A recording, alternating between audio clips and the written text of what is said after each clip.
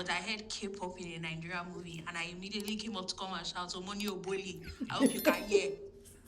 Because I know who you're talking about. I too was shocked when I started hearing Sarangeo. I said, I don't get you. This side does it you. Pepper, when I tell you I was genuinely confused. I was Omoni Oboli, and they hear Sarange. I say, new style every new day. Problem is I have too much talent. That's Wande cool. And it's amazing to see, because at this stage of your career, you should be done. You shouldn't be able to do it that easily, but he's still doing it that easily. Majid is locked up in just to keep serious litigation. Yeah. Like, he has Majid now has 3 law cases, and they Locked up is so funny, bro. Locked up, bro. It's brutality, because what they did, the labels. I tell you, when the era where labels don't play, this is not the time where the wrong town situation where they say Dili pull a gun. Niggas are not pulling gun now. They're going to legally do shit. Hello everybody, happy Monday. We're back again, and we're gonna start with TTC Top 10. Does anybody have any predictions, any guesses? Yes, no? Where's Chanel? Okay. That's a good one. Chanel number 1. If it's not number 1, I'll be surprised. Chanel is number 1. Okay. Anybody else have any other guesses? Yes, no, maybe. Okay, we're gonna kick off with outside of the top 10. TTC is the chart ranking of the official Nigerian top 100 based on audio streams in Nigeria, as well as airplay, radio play. It is the first and only standard music chart in Nigeria, providing comprehensive music activity in the country. Okay, so for activity outside of the top 10, Magic's and Fola's Juice and Liquor has debuted at number 12. It is Magic's highest charting single since Wande, which peaked at number 1 in 2022. Gazi and Kiss Daniel's Energy has debuted at number 13. Odumodu Black and Zlatan's Motion Sickness debuts at number 14. CK and Kid Kada's African Girls launches at number 24. And Drake's Jenny's STFU rises to a new peak of number 43 in its second week, making it the highest charting entry of Iceman on this week's official Nigeria Top 100. Does anybody have anything to say about that? Any surprises? Bongolo cigar. Anybody else? Yes, no? Okay, cool. I will say we can jump into the top 10 now. So, coming in at number 10 this week, we have, after reaching number 2 on the chart, wait, hold on, is that the right one? No. Coming in at number 10 this week, we have Ashake's Wa, falling from number 6, actually, not number 2, falling from number 6 to number 10 on the chart. And then at number 9 this week, falling from number 2 to number 9, we have Omale's I Am, which had peaked at number 2 on the chart. It moved from number 10 to number 9 this week, but its peak was number 2. And then coming in at number 8 this week, we have Kid Kada's Big Bom Bom, dipping from number 7 to number 8 this week. Does that make sense? Everybody cool with that? At number 10, we had Wa by Ashake. At number 9, we have I Am by Omale. And at number 8, we have Big Bom Bom by Kid Kada. Coming in at number 7 this week, after picking at number 3 on the chart, is Tenny's Zion. It peaked at number 3, but it jumped from number 11 to number 7 this week. And then dipping from number 5 to number 6, we have Ashake's MCBH, which means coming in at number 5 this week is Ashake and DJ Snake's Worship. Worship previously spent 5 weeks at number 1 on the chart. This means all the tracks sitting at number 1 to 5 on this week's chart have all been in the official Nigeria Top 100. Coming in at number 4, dipping from number 3 to number 4, is Benson and Saz, former number 1, Back Outside. And then coming in at number 3 this week, slipping one spot from number 2 to number 3, is Gratitude by Ashake. Once again, Wa by Ashake is number 10. I Am by Omale is number 9. Big Bom Bom by Kid Kada is number 8. Zion by Tenny and Olamide is number 7. Money Can Buy Happiness by Ashake is number 6. Ashake and DJ Snake's Worship is number 5. Benson and Saz Back Outside is number 4. And coming in at number 3 is Gratitude by Ashake, which means number 2 this week, dropping from number 1 to number 2 this week, is Forgiveness by Ashake. This means Chanel by Black Bones and Ashake is now the number 1 entry on the Turntable Charts. Ooh. Chanel is Ashake's 3rd number 1 entry in the last 4 weeks on the official singles chart, and he has succeeded himself at number 1 twice with Forgiveness and Gratitude. Ashake has received this feat once again after doing it previously in 2022 when he recorded successive number 1 entries with Bandana, with a former OAU alum, Terminator, and Organize. Davido has also achieved the same thing, but in 2020 with Femme, Holy Ground, and The Best. So, yay! Black Bones and Ashake's Chanel tallied 7.17 million on-demand streams, making it number 1 on streaming, and 64.2 million radio airplay impressions, making it number 3 on radio. It is Black Bones' first number 1 entry in the official singles chart, and Ashake's 19th number 1 entry, and his 5th of 2026. And that is TTC chart this week. Any questions? Anything crazy? I think the person that wrote another OAU alum, shout out to that person. They deserve an amazing letter from their boss. I wanted to give some time before we jumped into sync licensing so we can start talking about some new music right now, and then we will jump in to some more stuff in a little bit. Slickback, go ahead.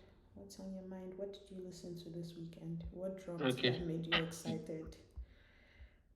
I listened to I can't listen to a lot of songs, but the one that I went back to is Qing Madi.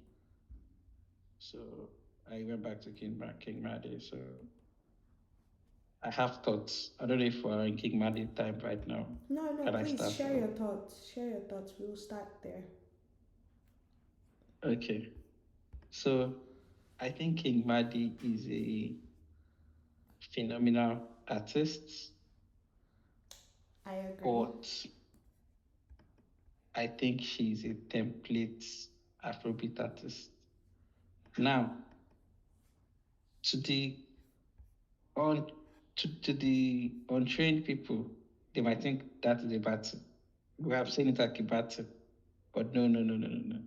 I just don't like pop music in the sense of like pop music.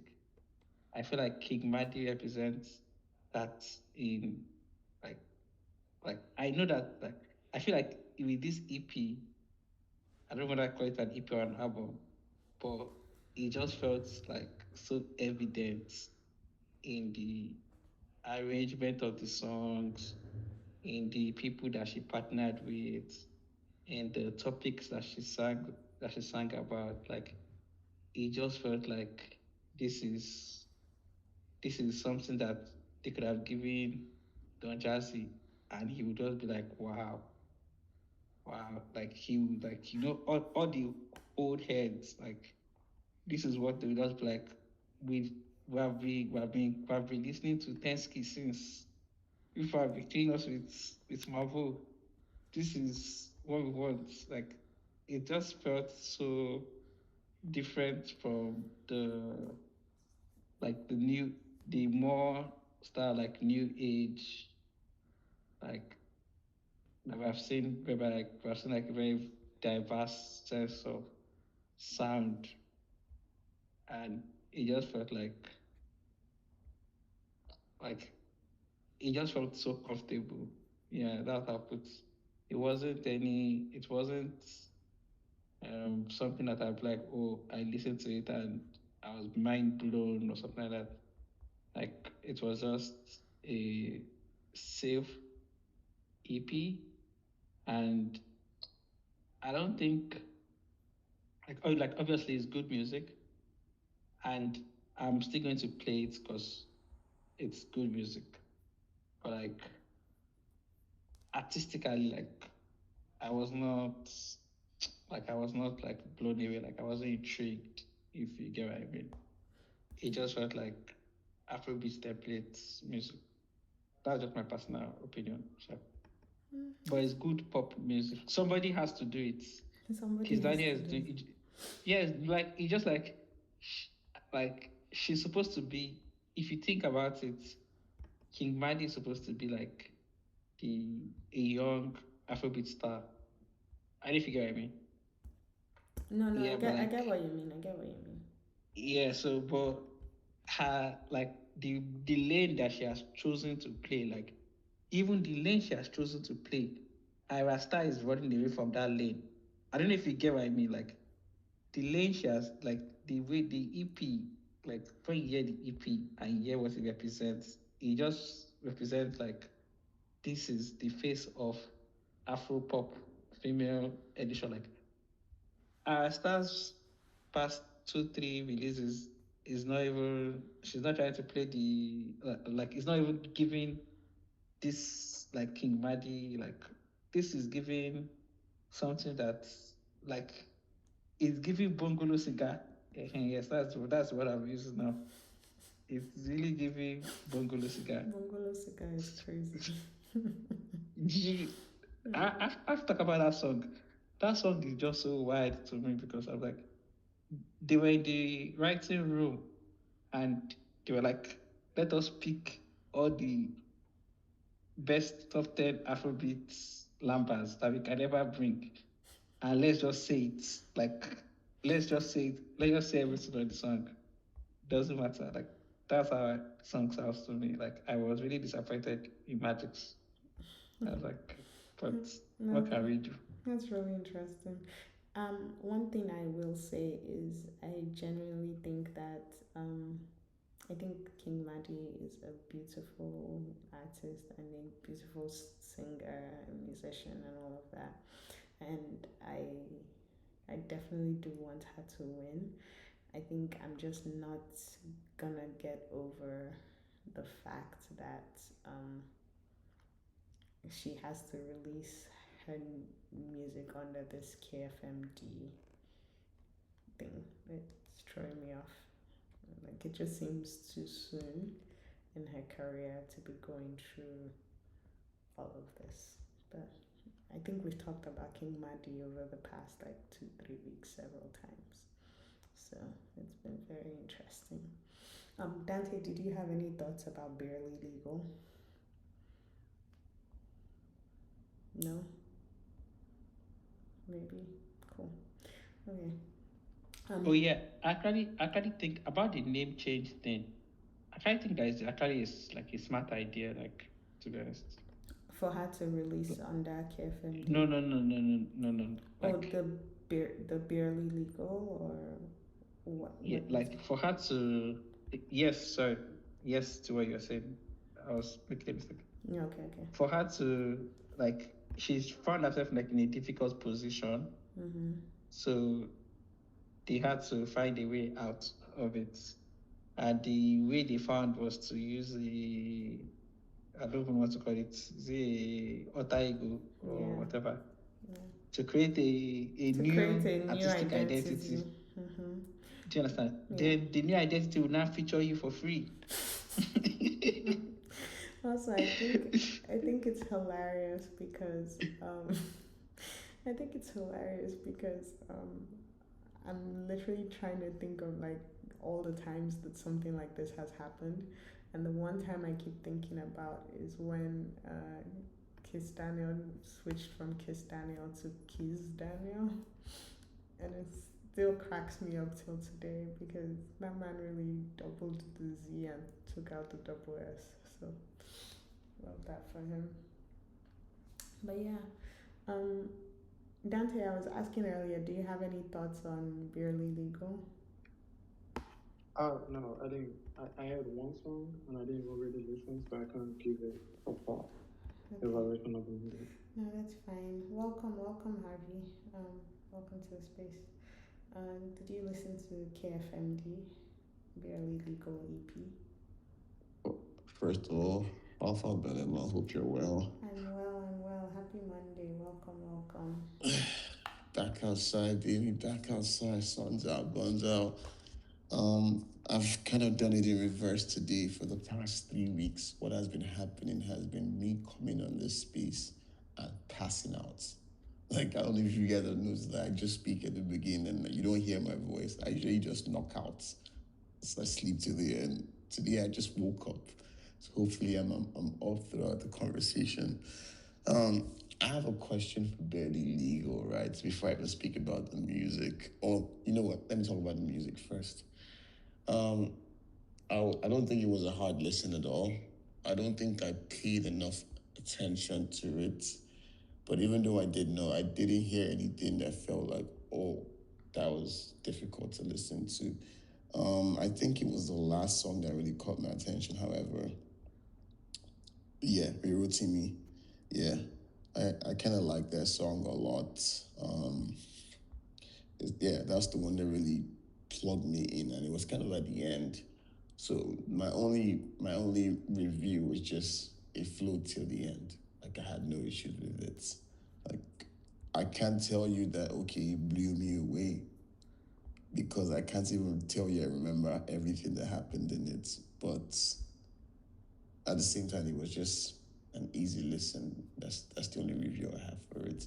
I'm also doing this thing I told you guys where I'm not really critically destroying music or critically critiquing music by anybody anymore, especially not in the first week, because I feel like it's kind of hard to really do that. That's the honest truth. Like, there's some things you go back to and you really enjoy. Very few people are moving the needle like, say, Emma Nigga. That one is plug and play. Immediately enters your ears, scatters your head. But it's not everybody that can do that to you, right? And that's okay. Some people, you would enjoy their music and you give it another try, and then you really see what it's about, you know? So for now, the only review is it felt good to listen. It was okay to listen to. Now, the question I have is, and this is kind of like directly at the lawyers in the house. She has put out music as Barely Legal, but in the description of who Barely Legal is, it's pretty much Qing Madi. Like, so to be clear, the name is not Barely Legal. The name is KFMD. The project, whatever. The project is Barely Legal. So My and bad. I'm open to being corrected, but my understanding is that her partnership with her old label is a partnership with King Madi. So what is happening is that they have a partnership and a determinant on what she can do as a primary artist. And so instead, KFMD, quote unquote, featuring King Madi, is a separate entity altogether. And so. No, Belema, what you are saying is different from what I'm explaining here. If you open Barely Legal as a project, it says that King Madi, like the description there kind of attributes it to King Madi's project. Yeah, because it's obviously her project. I mean, it's obviously a project, right? And the way I see it is you might want to leave a description of who you are on DSPs out of this because it's kind of like an indictment to saying that King Madi still put out music. So think about it this way, because technically KFMD is not even a person. KFMD is technically her record label, right? Okay. So essentially what she's saying is that this record label she's a part of this record label and collective, right? So essentially the person that owns this music is the label, not her. So the description on DSPs has to somehow read that KFMD comes back with this featuring King Madi. No, they haven't done that. Yeah. They basically said the way KFMD has described. Let me read it if I can. The way KFMD has described themselves is they're a record label and creator collective out of Africa, building a home for the boldest new voices in global music, and this is also from their. So let me read this to you. The Benin-born singer helms a star-studded introduction to the KFMD label. King Madi may barely be 20, but the singer has quickly established herself as one of Afropop's consistent performers. First breaking through with 2022 C Finish, Madi earned praise for her hypnotic blend of R&B and African elements. So this is definitely AI, but sure. On Barely Legal, the follow-up to her 2025 debut album, I Am the Blueprint, she unites... This is the issue. On Barely Legal, the follow-up to her 2025 debut album, I Am the Blueprint, she unites distinct generations of Afropop stars for a high-octane celebration of the genre's rhythmicity and balance. This is basically saying that the person that owns this shit is King Madi. Okay, but I don't think that was up for debate, though. It was never. It's like legally, it's not wrong for her to own My point is, she set up herself not as the primary artist on DSPs, but she has described the release as she being the primary artist. Because she is the primary artist. If that's a loophole they fully because she is the primary artist on that they are featuring. So where you were reading that from, was that on Apple Music? Yeah, that's on Apple Music. Yeah, I think they did a better job describing what it is on Spotify. Yeah, because I fear that Apple Music could be really setting them up if King Madi's from a label wants to be serious. Yeah. Can I just say, I think you guys are mixing our question because you're using two different references. Because I believe you're using the description of the KFMD page, and I think Avi's one is focused purely on the project, not the KFMD page. No, so maybe if you go to the KFMD Apple account, if they have they don't have anything written there. No. So the reason why I brought up the KFMD page, right, and I understand what you're saying. The reason why I brought it up is because, like, I read only the first line in it, but they go on to say part label, part studio, part movement. KFMD is here to develop artists, songwriters, and producers who refuse to wait their turn.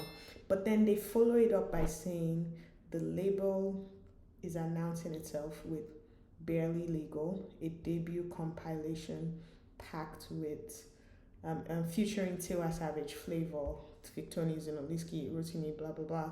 It moves fluidly between Afrobeats, Afropop, R&B, and everything in between. So they first talk about KFMD, then they move on to talk about Barely Legal, and I think that's where the confusion is, right? Is that how can this quote unquote label feature this artist and the artist is doing the music? I mean, like, think about it. We see it all the time. Starboy, Starboy featuring Wizkid. Like, everybody. Yeah, actually. Like, yeah, we see it Yeah, all the time. I think for the sake of this, okay. Like so this is kind of like when they want to make KMD function as because the situation of her being talent product executive at the same time, and she is what is going to sell KFMD. When they are positioning KFMD, they are going to position it as the things that Qing Madi is able to acquire is going to benefit it. So if they want to use that platform for anything, it's going to be KFMD that achieved it. But KFMD, even in their Spotify page, the headline, like on desktop, I don't know if it's the same thing on a phone, is a back shot of Qing Madi, like a picture of her from the back. And it's very much that, and people do that all the time with their company because they want to route stuff a different way. Yeah. And I think that is what. So I'm confused about what. If you open Starboy right now, the description there is Nigeria Starboy delivers a novel burst of Afropop. I'm gonna take it to what's the one from 2017? I think ultimately, the way you need to think about this, because I think there's a lot of over deeping that's happening. To be completely honest, the fact of the matter is the music that is dropped on that KFMD does not count towards whatever she was meant to do with her former label, right? That is the whole point. When Wizkid releases under Starboy, it does not count towards his required. I think frame it as just a concern towards Qing Madi, because if she was being fucked over at the label, then it's fuck you to the label, right? I don't know what happened exactly. Can I address it from a legal point of view? Larry, please. Fantastic. Fantastic, please. All right, so great observation, Avi. So there's this popular case in the legal system called Salomon versus Salomon. Salomon as a person and Salomon as a company. And it has been understood and established that even if you register a company or register an entity, it is different from you as a person, and whatever happens to that company is 100% doesn't concern whatever happens to you. Let's say, for example, you register a company and you put yourself as one of the board of directors, and you did something not so moral to probably swindle the persons that are invested shares. They can only sue the company, even though it is expected that you owe them a duty of care as the owner of the company, but they are buying shares from the company, not you as a person. So how I'm going to relate it to this is that whatever Qing Madi's company as is with Qing Madi as a person, the person they register is Qing Madi. Whatever KFMD is putting out and featuring their artists, it's not their concern. It's a private information out there that Qing Madi is the owner of KFMD. Qing Madi owns KFMD. But I believe KFMD has nothing to do with Qing Madi's label. They do not have any contractual relation. KFMD. We just know that Qing Madi owns KFMD. By the end of the day, it can come out that Qing Madi just happens to be one of the owners of KFMD. So whatever KFMD does, even though, we all know this is Qing Madi trying to, it doesn't concern Qing Madi's label. The person they sign Yeah.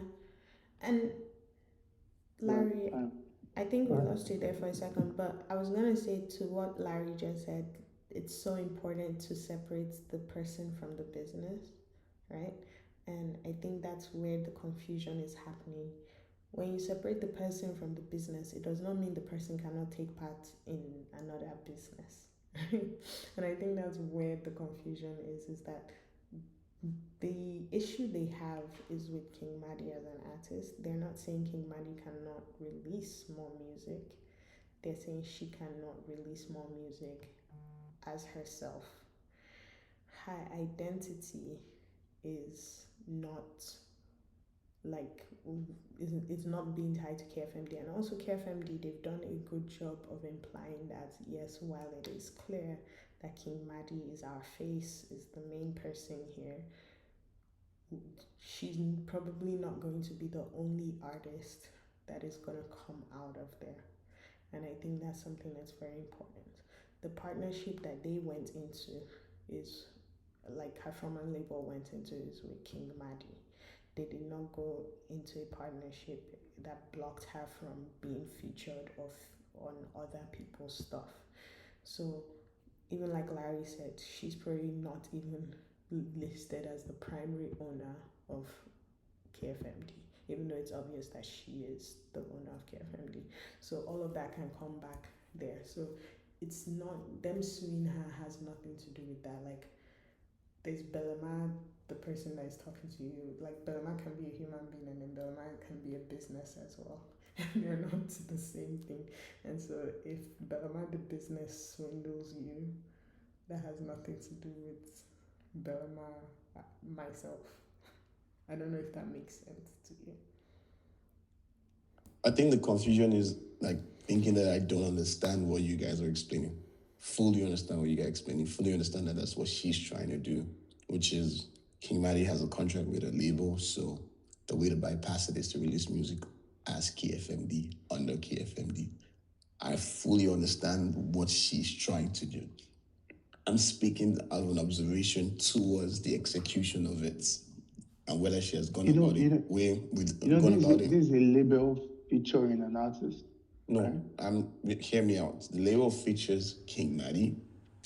However, they have described something in that project, or a description of that project kind of crucifies it or crucifies King Madi and makes her the primary artist. So these are technicalities I just worry about, nothing else. It might not hold up in court. Okay, can you say what your worry is? Like, what possible consequences that you think is just from your point of view? I mean, this might just be me being a child and bill lawyer, but I have seen people argue some certain technicalities about, okay, look, this person is trying to be dubious about this. They've done this they're the ones that are doing this, and they have only switched a name, but they still are doing what we asked them not to do. So they are still breaking contract. And this is all attributed strictly to how they have described the project. But this might just be me assuming that it might hold up in court. Like I said, I might not know enough. I just worry for the situation. Okay, I get it now. It's the uncertainty. Right. I wonder if they've executed it properly when they've gone about describing the project the way they described it. Okay, but I think the interesting part to me about this whole conversation is just the fact that the possibility of her taking on a signee, like us signing somebody to this level. Sorry, before you go, Dante, let me read sound from the other side description. Following his feature on Drake's charting Scaling One Dance, Nigeria's biggest pop star continued to establish himself as a global concern with his star-studded third album. Whether it's booking up with Drake over the relaxed Afrobeat of couples, or writing routine, blah, blah, blah, or keeping the infection, blah, blah, blah. Sounds from the other stars with the effort. There's no mention of Wizkid here. Okay, can I jump in? Because I think we're gonna keep going. Sorry, Belema. Sorry, go to sound. No, Harvey. I think we're gonna hold on 1 second. I think we're gonna keep going in circles to go back to the same thing. You literally just read something. You said whether it's him featuring with Drake or doing X, Y. Who is the him? Who's the him? It's gotta be Wizkid, but Yeah. there's no use of these are technicalities. Like I said, who knows what holds up Yeah, before no, they get these so- Like products. it's different. It's slightly different, yeah, but I might be Yeah, wrong. but the Don't get it difference twisted. is that it's still uncertain. Like there are No, Abby, you're not wrong. You're not wrong. Continue, Dante. I just want to say something. Yeah, and so Yeah, Dante, go ahead, please. that's like the difference still like count.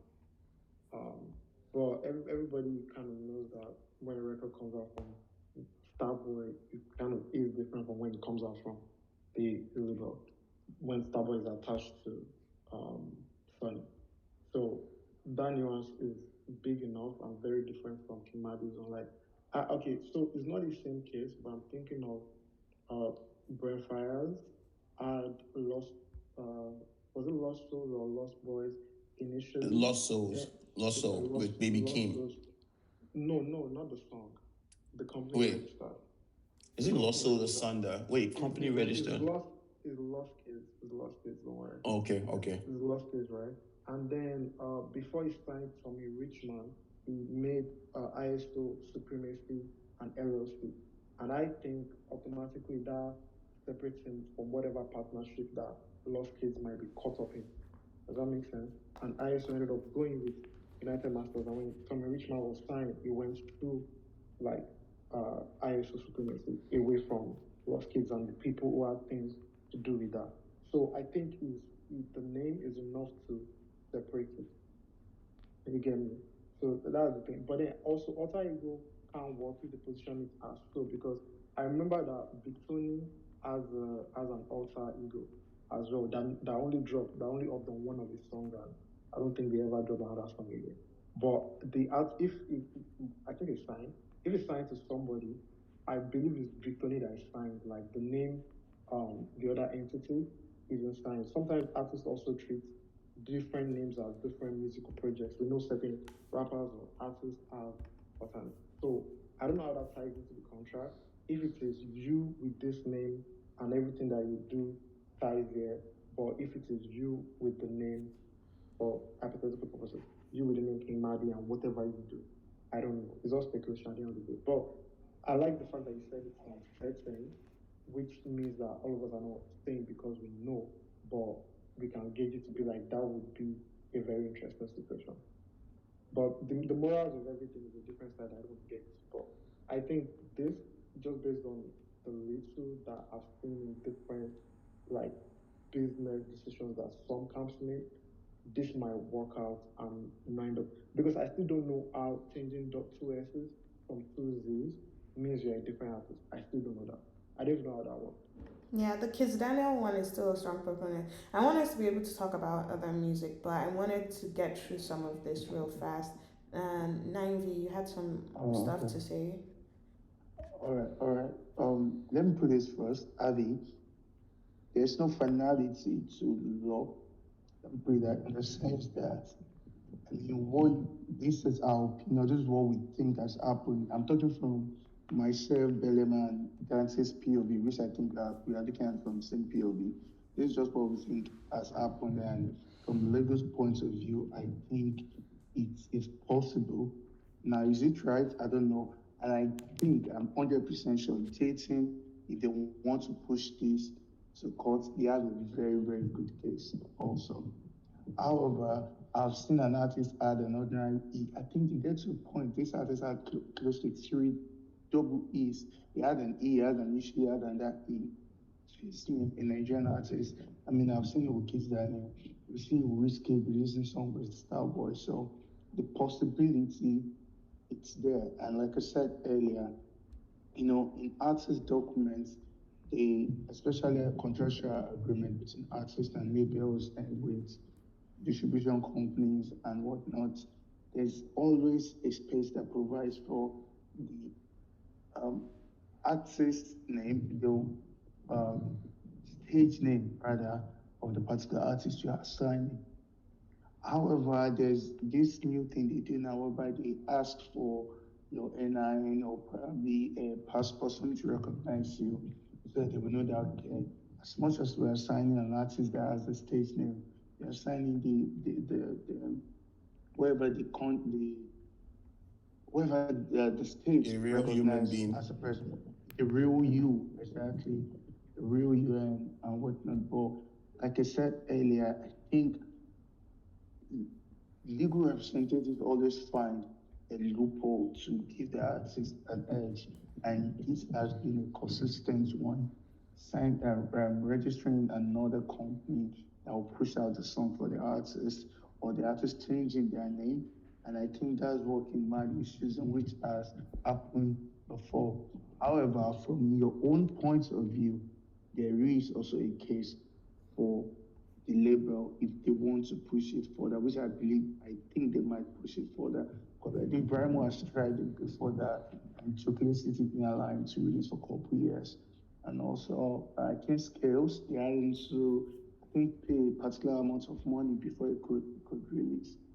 So they have your POV is very, very vital, and I get where you're coming from, but this particular loophole has been consistent, and a lot of artists have been using it, and I think I understand why they could use that particular loophole. So that's just my thing. Thank you, Larry. Hi, Adayo. Thank you so much, Naivi. Appreciate it. Hi, Adayo. Yeah, we're going. How Yeah, are good evening. you? How you guys Happy doing? Monday. Happy Monday. How are you? Yeah, we're good. How you guys? Happy new month. How you guys doing? It's been a We're minute. good. You had some thoughts to share on KFMD. Yeah. So just I think it's quite straightforward. It's an artist trying to get behind a label name to release music after a jumping contract. It's just what it is. Even the title of the EP itself is indicative of what is happening. Barely legal. I mean, it's suggestive of the arguments that they are currently having in court, because I know the lawyer representing the label, and I also know the people on the other side as well. So, not to be caught in the middle, but I do have a fair understanding of what's going on.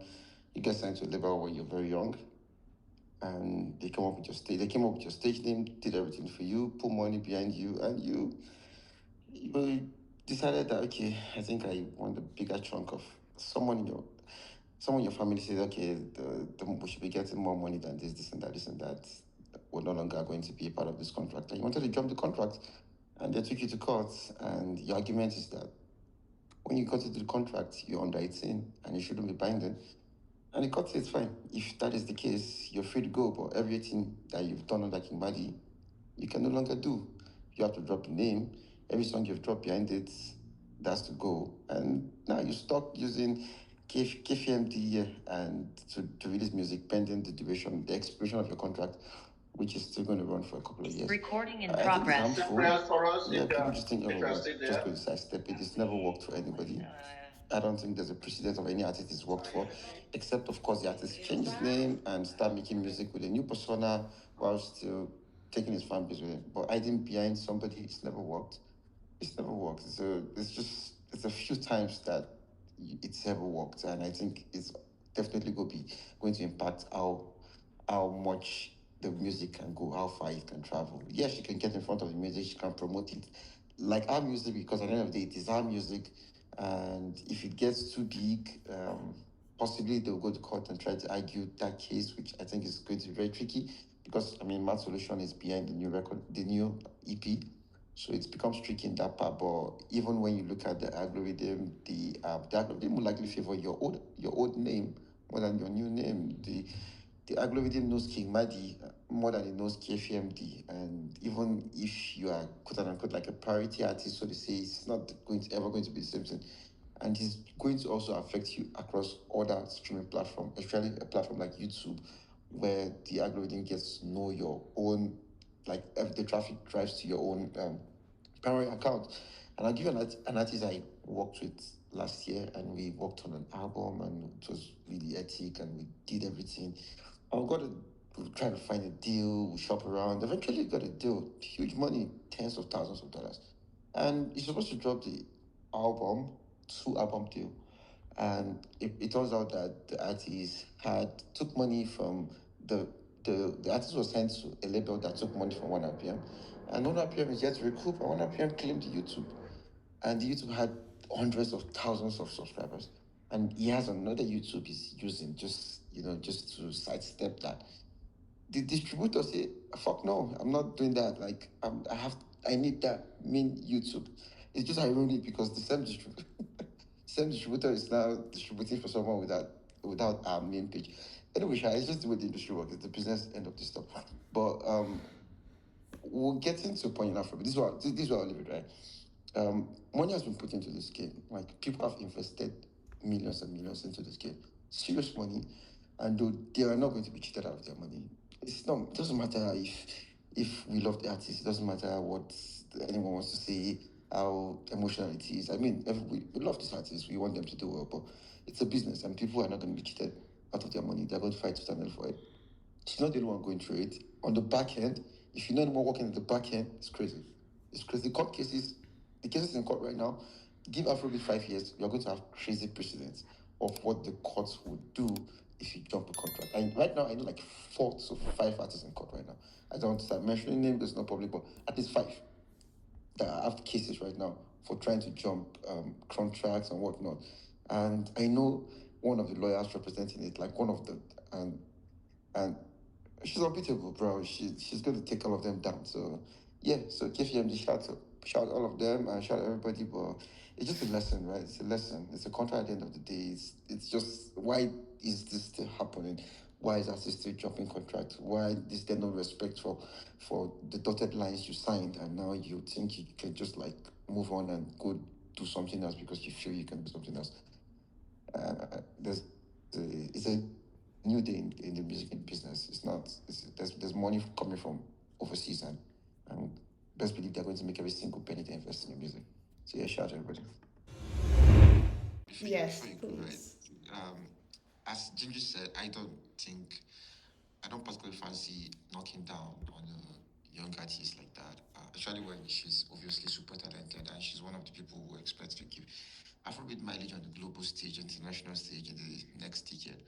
So our debut album was good. I liked it. I mean, the title was a bit, I don't know. I don't like to take issues with such things. It just felt like she put a bit of target on her own back by choosing such a title. And I mean, I just tried to see it as a statement of ambition, even if the product didn't particularly lived up to it, but there was still room for improvement. On this EP, I like to say that I think it's the headspace she's in right now. Having to create from that headspace can be very challenging, especially for a very young girl. Possibly even some of the music she should have been dropping were released while she was still she's still contractually signed to J-Town, but she probably recorded the songs with them in their studio with their resources. A lot of stuff goes into artists making music, a lot of stuff. There's a lot of details in it. If you ever like try to see how the recording sessions work, how they plan everything, the writers, the label do spend a lot of resources. It's just not that straightforward where I just write a song in your house, you can play it. There's a lot of things that goes in, and the label makes sure they kind of like have a contribution to it, so they can always own the music. You don't even have to release the music, but they know what you recorded, why you sent to them, and that stuff is never going out. Except of course you go record it all over again. So I think having to make new music now is just a bit complicated for her, and even having to drop because she cannot go silent forever. She always had to find a way to release music, and I think the fact that I think there's a bit of pressure on her to release music, just like put herself out there to just compete and just stay relevant. And I think it's my heart goes out to her. I think the music can always be better. I think she has the talent, and I think it's big. I think when I still think back to, I can't remember the name now, WEP, the one that had the like 4 solid 8 songs in it. Also had the remix with Chloe Bailey. I think that EP is just stunning, and I think the artist that created that EP can still really make something similar. So yeah, in the words of in the buzzwords of Nigerians on Twitter, Nigerian bourgeoisies on Twitter. Let's give her grace. Let's decenter whatever the fuck you niggas. But shout I out to have, Madi. I actually have a question. Hold on one second. I have a question. Actually, King Madi. Sorry? No, I was reminding you earlier that the name of that EP is King Madi. Oh. Yeah, thank you. The eponymous EP, Qing Madi. Yeah, beautiful. Yeah, self-titled. It was a very beautiful EP. Yeah. Just to be clear, because I think I think this is just on a personal note. Is Boo Vision her management or the record, or like at least previously before all the legal stuff, like, or was Boo Vision and J-Ton in a JV or something? Because that was one of the things that was always confusing me, was because I was like, they're two. That's where the money came from. Okay, so yes, J-Ton. The money always has to come from somewhere. You know, like in Nigerian music, the money has to come from somewhere. And typically 90% of the time, the money doesn't come from here. It comes from outside. Comes from Yankee. Yeah, from Yankee. If it's Luna, it came from Believe. If it's this one, it came from Wana. If it's this one, it came from this one. Then it gives to this distro, then this label, then they spend the money on you. You know, sometimes it can even be like a equity. You know, like the Maven situation. So Boo Vision is affiliated to Sony. Boo Vision is actually owned by Akon's younger brother. Yeah. My little brother, Blue Garden Vision, baby. Yeah, so that's all. Like, but now who she's in court with is J-Ton. It's J-Ton she's in court with. Yeah, she fucked with Tongo. That's a difficult one to fuck with. But, yeah, Joy Tongo. Yep. J-Ton. On the legal front of all things music, diving even deeper into that, let's talk sync licensing. So, and just before I leave, there's an artist you guys probably have forgotten, like his existence. His name is Majid. Have you guys actually said, where's Majid? Oh, what happened to Majid? Oh, yeah. Yes. The one that had a song with Tiwa. I didn't hear. God bless you. God bless you. That was my thing I wanted to mention. He has added 3 E's to his name. Majid is locked up in just to keep that litigation. Yeah. Like, he has Majid now has 3 E's. And locked up is so funny, bro. Locked up, bro. It's brutality because what they did, the labels. I tell you, when the era where labels don't play. This is not the time where the wrong town situation where they say Dilly pull a gun. Niggas are not pulling gun now. They're going to legally even drop shit. Majid label, they sued his ass. They make sure he can't drop music again. Took everything. Then they drop presses, like they drop release within the entire industry, and told everybody what happened. Never work with this person again, bro. So I'm telling you, it's going to. There's a lot that will be coming into the public more. There's a particular popular artist that just jumped contract, one of your favorite street pop artists, and they're going to light his ass up very soon. So exciting times, and it's going to be precedent. Like they're going to be precedent because what we lack is precedent, right? Like you cannot do this because the court has passed judgment on this. So we don't have a lot of precedents on that when it comes to Nigerian music, especially contemporary Nigerian pop music.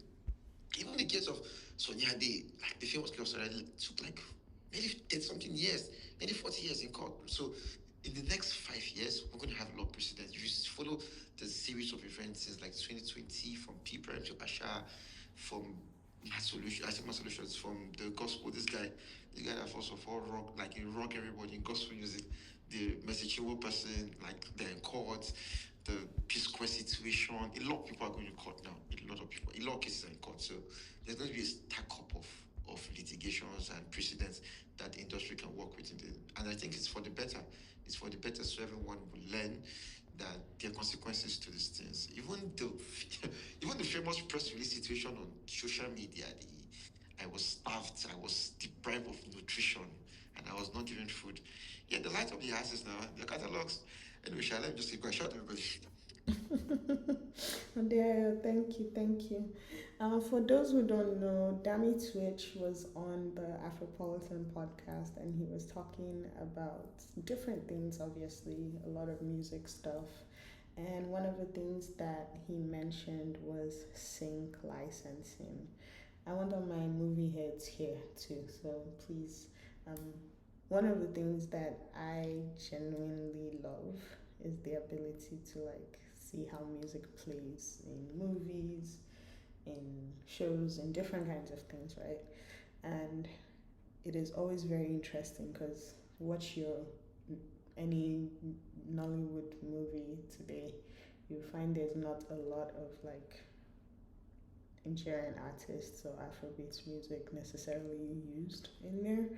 And one of the things that happens that Dammy Twitch actually mentioned was the fact that now a lot of Nollywood producers don't use the music in their movies because the music will get claimed. And I thought that was very interesting because obviously the solution to this is to just, license the music. And it's always been very interesting because if there's one thing that happens all the time that affects, especially like YouTube and all of these things, it's always licensing, sync licensing to be clear. And I'm very curious to hear what everybody's thoughts about that are and what you think can be fixed, what you think can be changed, what you would ideally love to see. And I would love to hear what all of you have to say. I personally want to see how this expands. Somebody that has been watching Nollywood movies again, it's been very interesting because I can't remember when it was. It was a few weeks ago. I watched something, and I remember being like jump scared. Why are they playing K-pop inside Nollywood movie music? They're playing K-pop music in a Nollywood movie, and when I tell you, I was genuinely confused. I mean, I was genuinely confused. But these are some of the things that we run into in the industry. So I want to hear what everybody has to say about sync licensing. I'll start with Larry. Please go ahead. All right. Beautiful topic. Beautiful topic. I will start with this. Yeah. As much as I want to. Okay. Firstly, what you mentioned, whoever mentioned that the Nigerian artists do not want them to use their songs on Nollywood movies again. It's a straightforward answer. You pay before you use people's work. I'm so sorry, Naivi. I don't want to interrupt you. I didn't want to come up, but I heard K-pop in a Nigerian movie, and I immediately came up to come and shout, Omoni Oboli. I hope you can hear. Because I know who you're talking about. I too was shocked when I started hearing Sarangeo. I said, I don't get you. Inside, not you. Pepper, when I tell you I was genuinely confused. I was Omoni Oboli. I did hear Sarangeo. I said, new style every new day. Anyway, continue. Sorry, please. Just needed to say that. All right. Thank you, Pepper. Well, as much as it's really disappointing that there are persons making movie producers, directors, investors in Hollywood that think it is quite normal that they could use persons' works without paying. That's why I think it's disappointing. I think I understand where a lot of persons are coming from because we grew up in the Nollywood industry whereby a single person will be the director, a single person will sing the soundtrack, a single person will be the main character and the lead actor. I mean, we see a lot of these extra things that brings about a great movie, and they don't really pay much attention into it. What I'm saying in essence is that we grew up in a system whereby we feel like we can just pick people's work, or the best you can do is to pay someone to make soundtrack for you, and it is good and it's okay. And I feel like they're so lazy about it right now that I was seeing a YouTube movie recently that they couldn't pay to the extent that they're using a solo AI song in the movie. It's a YouTube movie, by the way, as the soundtrack. And I think all of this just comes back to the foundation of the whole system where we found it normal. We found it the people that are doing this, they are doing the actual thing, the right thing. We feel like they are extreme about it. And I just think it goes down to having a proper education and um, persons being intentional about doing the right thing and letting the right thing be the norm. Like education. I, for one, I've been in music. I've been mixing in music since, let's say, my 200 level, and there should be 2019. And I swear to God, the first time I learned about licensing as a way to make money for an artist was, I think, 2 or 3 years ago. And you cannot blame me. I wasn't even thinking in that direction, to be honest. I wasn't even thinking that, okay, you could submit your artist song to film industry, film companies to, check it out. I think it was during a Twitter space by Ade and YC, and Ade was asking YC if he still wanted to use a song, and I said no, he wasn't using, and Ade said, okay, I might submit it for licensing, and that's like, oh, what licensing? And I said, and well, I think maybe I wasn't doing enough. I think I paid a little bit of attention to Nollywood and music industry and all those right, and I still didn't know about this information. And it just comes to the fact that we've seen the abnormal as the norms, as the normal thing to do, and to the extent that people that want to do the right thing, we believe they are doing extreme. That will even make a filmmaker to come out that Afrobeat artists do not allow them to use their songs. Because like you're stealing someone's songs to affect your work, and you think you shouldn't pay the person. So my summary is just that abnormality has gone deep into the system, and until persons start doing the right thing and we are intentional about it to make it the norms, the right thing, the norms, I do not 100% or entirely blame filmmakers or film investors that are finding it weird now or finding it confusing now that they have to pay for the use persons songs as a soundtrack and whatnot. Yeah, thank you. Thank you, Larry. Thank you. Slickback, what's on your mind? Going once, going twice. Oh yeah, can you guys hear me? Yes, we can. We can. Thank you, 9P, because I think we will talk about synchronization in Nigeria. We also talk about this man that single-handedly. Oh, the legend. Yes. Our man Stan. What is this guy in abroad again? What is his name again? Anzema? Yeah, that is popular. Yeah, Anzima. Beg. Nothing concerned me with Anzima. And Stanley Okeke. Okori. Oh, Stanley Okori. Yes, Okori. It's Stanley Okori. That's a legend. Our man Stan, like, he single-handedly saved the whole industry. Like, do you understand? How much did he make? How much is he collecting royalties? Let's talk about the Coco. Like, this man has composed almost all the Nollywood greats. Composed everything. Full deep music album. Music that is still standing to this day. Oh, yeah, man. why Like, is the world so wicked? That one is even When better. When he called us Momo. Momo. They called me Momo. To this when day. They interviewed him, and he said that he was creating albums almost every week. He was composing something. He was spamming one formula, like. Please.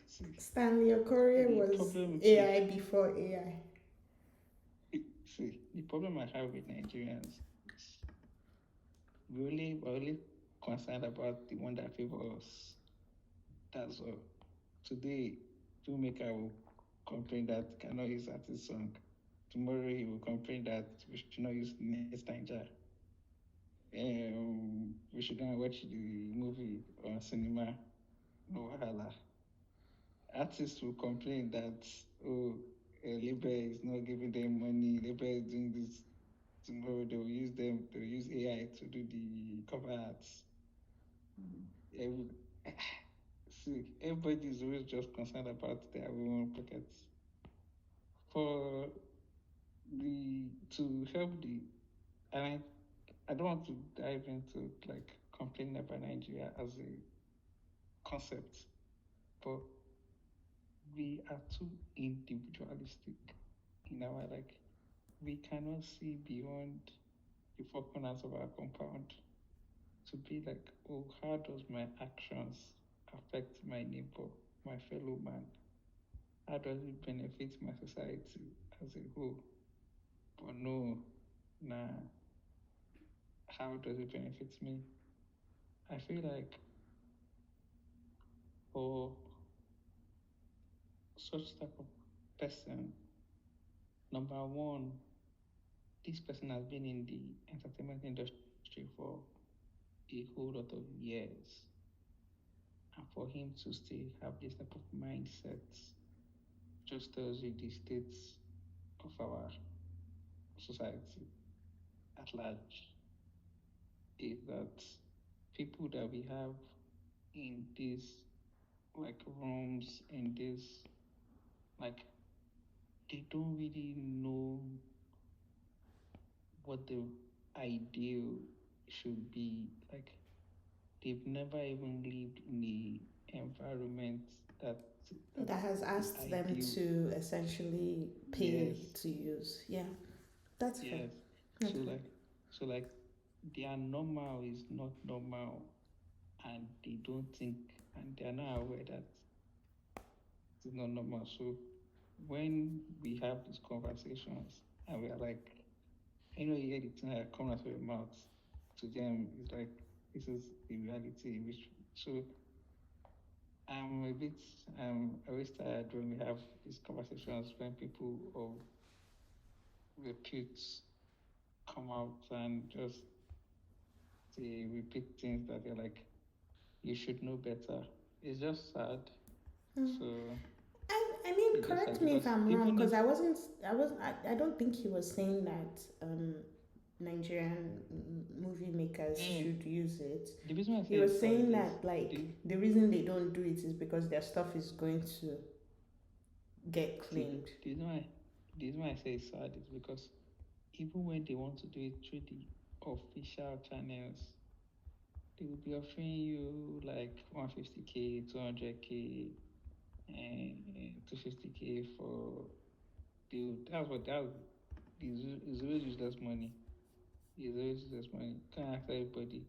The only people that, from my little knowledge in the industry, the only people that pay like when like you're using like Nigerian music as your score is most of the people that like older that they get like funding from Netflix. So the ones that got funding from Netflix, the good ones will please allegedly, before they come and hold me now. Like they have like the financial backing, quote unquote, like to say, oh, the musicians that are contributing to the score deserve better. I don't know if you get what I mean. But for people that are running with like tighter budgets, they don't like. I don't think the musical score like they please like. I don't think the music score is as important. Yeah, they don't put the money that they are all about like, oh, let's use the money for like something else, like, oh, let's do influencer marketing, let's do like marketing. Do you understand? Like you can spend the money on marketing the music than paying artists what they should be. But I think that's like where the mindset is. That's great. I think what is very important to note, right, is that whether who you're choosing to work with, first of all, a lot of Nollywood movies don't hire music supervisors. So that's the first part. So whether you choose to go the route of like a Stanley Okorie where you make quote unquote custom music for your movie. So like I know you mentioned Hans Zimmer. The person that actually came to mind for me is what's his name that works with Ryan Coogler. That's who Ludwig Göransson. Yeah, Ludwig Göransson. Ludwig Göransson. Yes. So whether you choose to, you can go one of two routes, right? You can hire a music supervisor that actually finds the music and pairs the music to match the scenes you want and all of that. So there's that option. or you can actually like get somebody to compose specifically for your content. And I think that's part of the problem, is that right now we're in a position where a lot of people would rather quote unquote save money, right? So they won't score the movie, but then they wouldn't go the route of having a music supervisor, right? Which is ironic because I believe at this last AMVCA,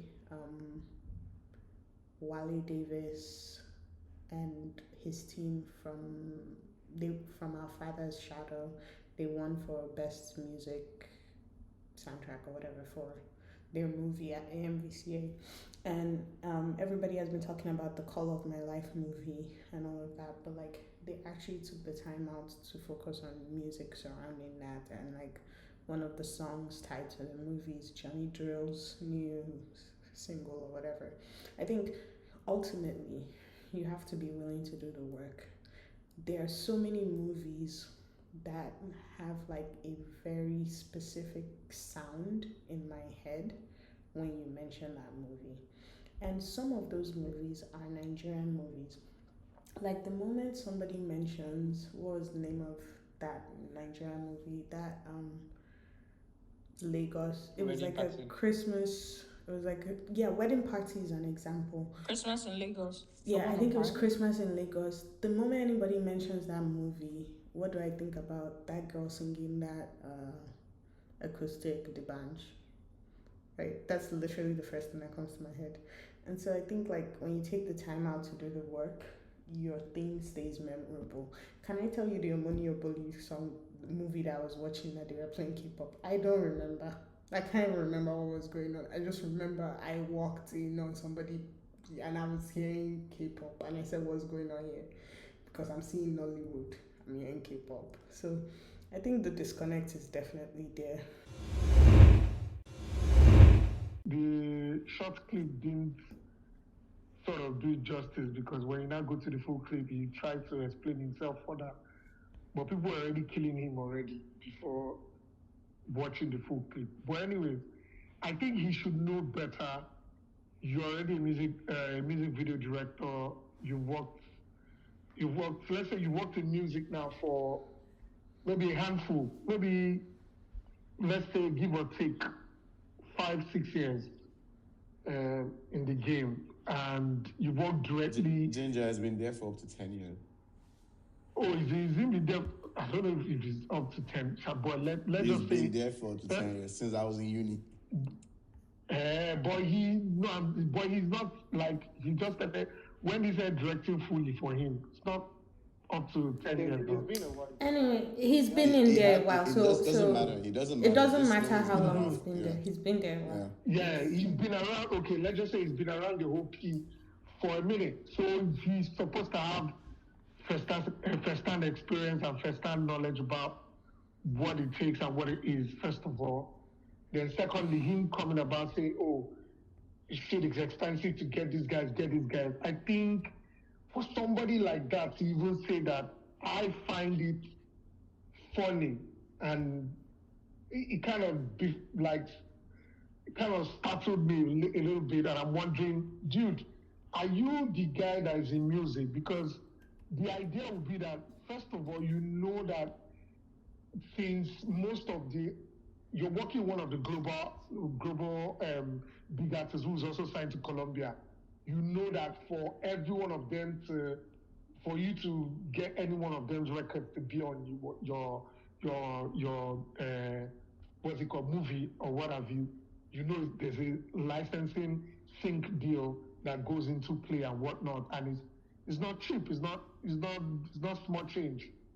That's one. Two, secondly, you're supposed to know that there are young, vibrant artists and songwriters who are in the game, who are hungry, who are really good, that you can get via a music director or whatever, and even you have close proximity with a co-band, Asukwo, that has a lot of all these people that work in his camp, that you can get to make perfect songs, correct songs, that is very themed, fitted with your movie, or whatever you're making.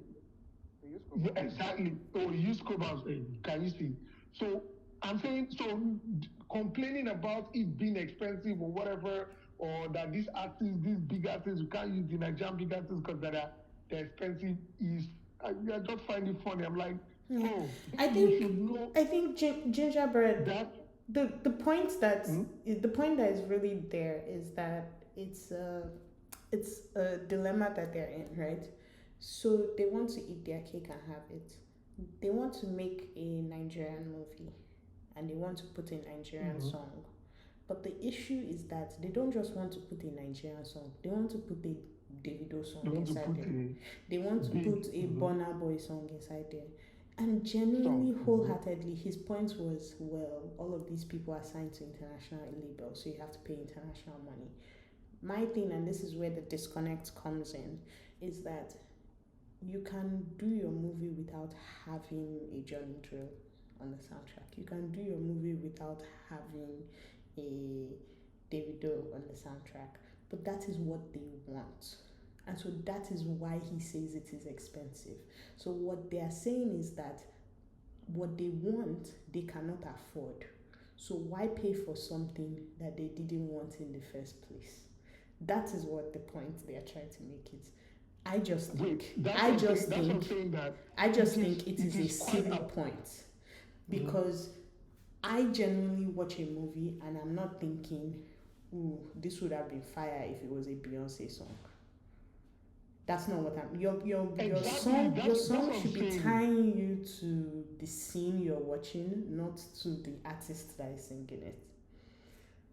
But that is the disconnect we have. Again, to buttress it again, I don't think that's why I said I'm genuinely disappointed with the guy, because if you're saying that's what you want, it's funny, because you from the filmmaker standpoint, you're just delving into movies. It means you're literally a baby in movies, because you're moving from music video directing to making a movie. It's a different ball game, right? Now, I feel like somebody like you coming in, you shouldn't be thinking that you want to go and put Davido or Burna Boy or Wizkid or whatever, or Thames music in your movie. I don't think you should be thinking that way. I think you should be of somebody who should know that you can actually even grow the ecosystem better, that would still benefit not only the young actors who are available and who are greatly talented as well, and writers as well and whatnot that are available in the industry, that are very much there to help boost the ecosystem. You should do that by getting this. And for somebody who has worked in the music space, you should be more inclined to do that. Like, you should have that. I feel like that should be the backburner. Like you said, people don't hire music directors for music supervisors for their movies in Niger. I was watching Wale Davis Tech interview, and when he talked about, they were laughing, and he talked about the guys who were eating Netflix money. And they weren't just eating Netflix money, they were eating from why are you eating the money from your own movie?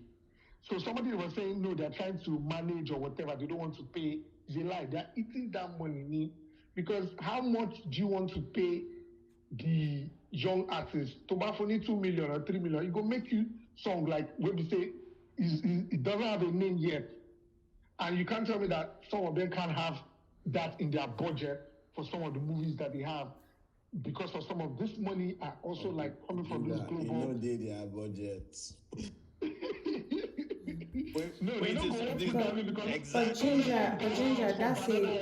Ginger, that's a typical Nigerian problem, right? I give you 2 million. You would look and you say, how can I turn this 2 million into spending only 700k? That is just the Nigerian problem of greed. And the problem we are seeing, because I don't want to make this a movie music problem, it's a Nigerian problem of just greed. You give somebody 2 million, they will try and see if they can spend only 1 million. Even that 1 million is a lot. They will try and see if they can spend that. But they can try and see, you even say 1 million, you're doing well. They can try and see if they can spend 500k Yeah, and keep the rest. So If you take this to the governmental level, they'll see how they can scam somebody to pay them on top their 2 million and still do the work. Like that you guys enjoyed my beat earlier.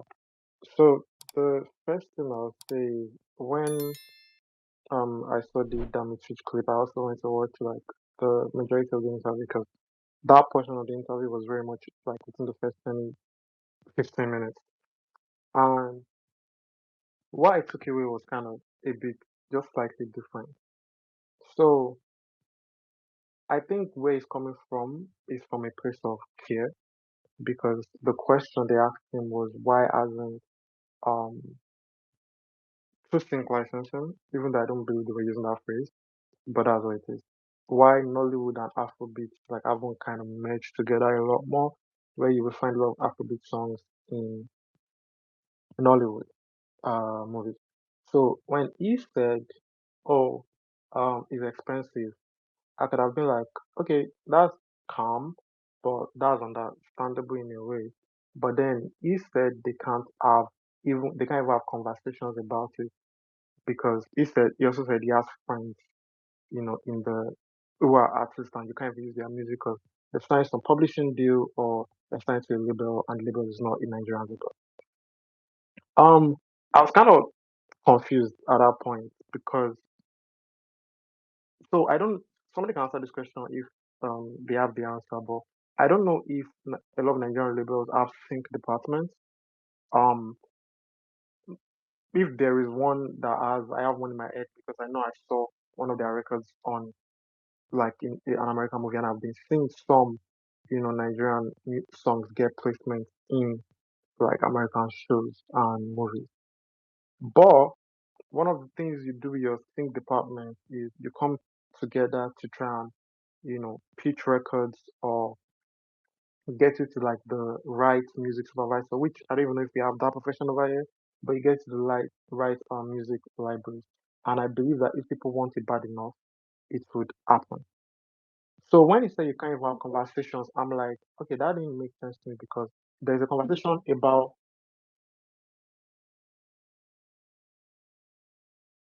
have a problem with what I generally don't have a problem with what Dammy Twitch said, and I'll tell you why.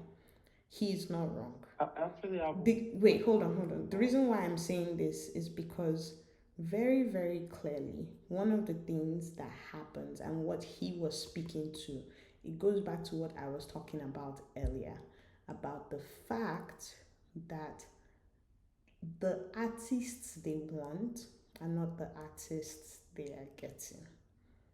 So the music they want to use, like we talked about the popular ones, Davido, the Rema, the Thames, the Wizkid, all of these people, these are the people they want to use.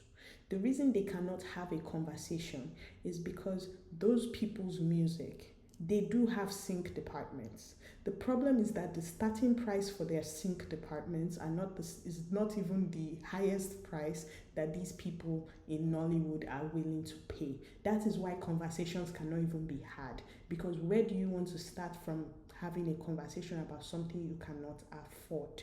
And that is where the conversation really needs to focus on, is that he's not wrong in saying they cannot even have a conversation. They cannot have a conversation because there are certain price you cannot afford it.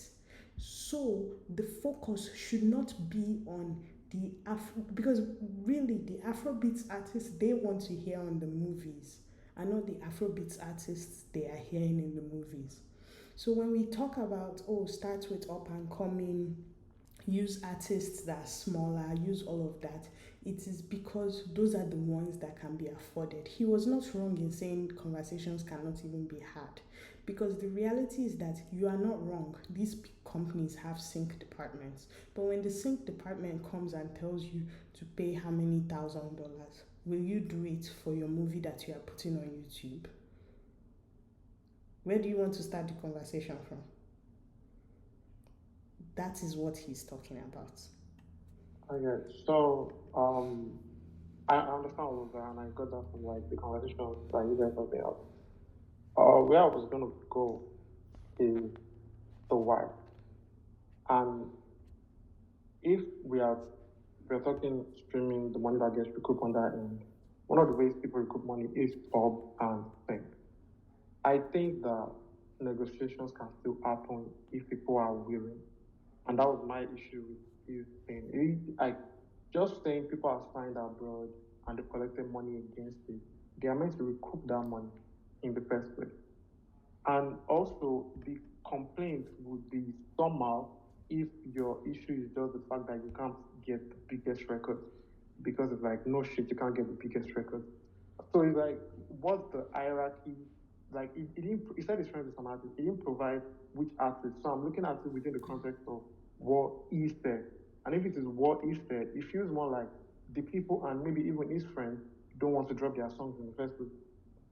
Because if they wanted to drop their song, they would negotiate to a situation whereby they can drop their song. Because even if you're not like you haven't recouped the money that you collected, is money that gets directed so that you've recouped a bit more. It's a positive thing.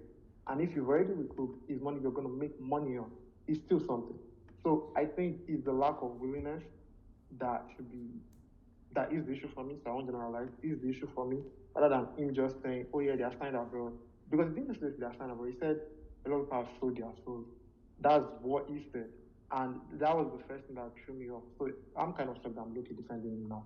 But he said that, and then he made it about this. So it's almost like, oh, they can't even contribute in a particular way based on this obstruction. So it's more about the people than rather the amount, or just the fact that it's not happening in the first place. It is why it is not happening in the first place. Yeah, I think there's also the disconnect here where months ago the conversation was really about numbers in streaming numbers in Nigeria and how much money you make if you stream in Nigeria and how it's not exactly. and how it's not worth it, right? When he said, oh, his friend is in the industry, blah blah blah, anybody that's familiar with Dammy Twitch probably automatically assumed that he was talking about Davido, right? I don't know where he was coming from by saying selling their souls, but the fact of the matter is that a lot of Nigerian artists that are popular enough and that people will want to use their music, they don't own their catalog. So it is not about, for example, a Davido coming to come and negotiate with an Omoni Oboli to say, I can give you for this much. He doesn't, like, if he's not the owner of the catalog, he's not the owner of the catalog. So it is the international company that decides how they want to make their money back. And if they're telling you that your Naira is not enough to make them back the money that they want to make, then they are telling you the money is not enough. And I think, like, yes, it would be like easy to say, oh, have a conversation. Go past that. You do not need a Davido song in your movie. You do not need a Rema song in your movie. You do not. You genuinely, wholeheartedly do not. You can go to another. Okay, so I have to give a brother to something you just said, because yes. I think that would only look at it from one way, right? So you're saying the people whose like catalog are on, and I'm assuming you're saying that there are people who can't make negotiations on said catalog, but there are artists, unless like we know everybody's contract, there are artists who can't make negotiations on where they recoup from. No. I'm not saying they cannot make the negotiations. What I am saying is that when those negotiations are made, the people they are making negotiations with, can they afford it? That is the question that needs to be answered. But I want to make sure that everybody else gets to go. Adeayo had something to say, and then Harvey. Adeayo, are you still there? Sure. Yeah. I'll try to give it short, right? So I think I try to understand where Dammy Twitch is coming from, because there's someone who's been a prominent video director for the past couple of years, like 3-4 years now in Nigerian music, and has worked closely, particularly with Davido, so he understands. I'm very sure he understands the music business. I mean, coming from what Dante is saying, I think at the end of the day, what Dammy Twitch has issues with is a bit of ownership. It's the fact that we do not own this music. And that means that we're negotiating our music, and quote unquote, but when I say our music, like the music of Nigerian artists, with foreign owners. Like, Fela's music, for example, is owned by Kalakuta Republic. There's a company registered to manage part of his catalog that is owned by that company. Other part of his catalog are also owned by a French company, right? So if you want to license Fela's music, you have to go to whoever owns the catalog, who owns the masters, and it's not going to come cheap. I'm sorry, it's just not going to come cheap. And there's also the bit of like the pricing to it is to not only make money off it, is also to cut off people, which is to make it like you're using it in perpetuity. What do you say? Like you're using it not just the ones but in perpetuity as well. Yes, so it's not, you're going to, when you find a Fela song in this Western movie, the one with Idris Elba and I think was it the Ryan Coogler movie, the one Jay-Z did. The Harder They Fall. Yeah, the Harder They Fall. Yeah, when you hear a Fela song in that movie, you hear a Fela song in an Apple Music, in a Apple laptop advert, you understand the cost that comes with it. It gives you a general idea that this licensing this kind of records comes very expensive. In this, there's a new Netflix breaking part on TV series out, and I think Thames, was it Thames? I think Thames' music is there, and you understand that. Yeah, it doesn't come cheap.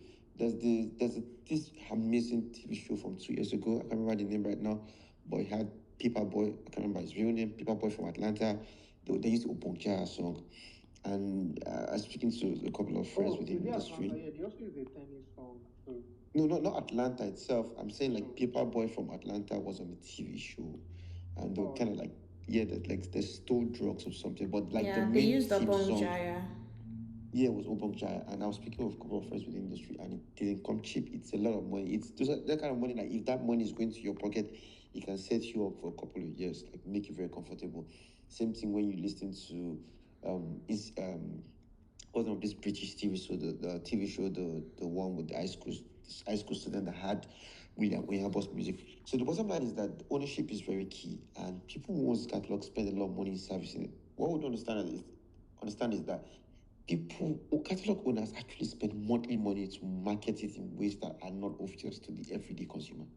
I don't think that's a conversation we should have now, but catalogs just don't stay dormant. They are being serviced. Money is being put into it to market in a kind of way so it gets to the places they want it to get to. It's just not there, just like we just buy it and just keep it there. That's actually not the case. I know a particular label that is putting 10K on a song every month. 10K. And the artist woke up one morning and said he's not doing it again.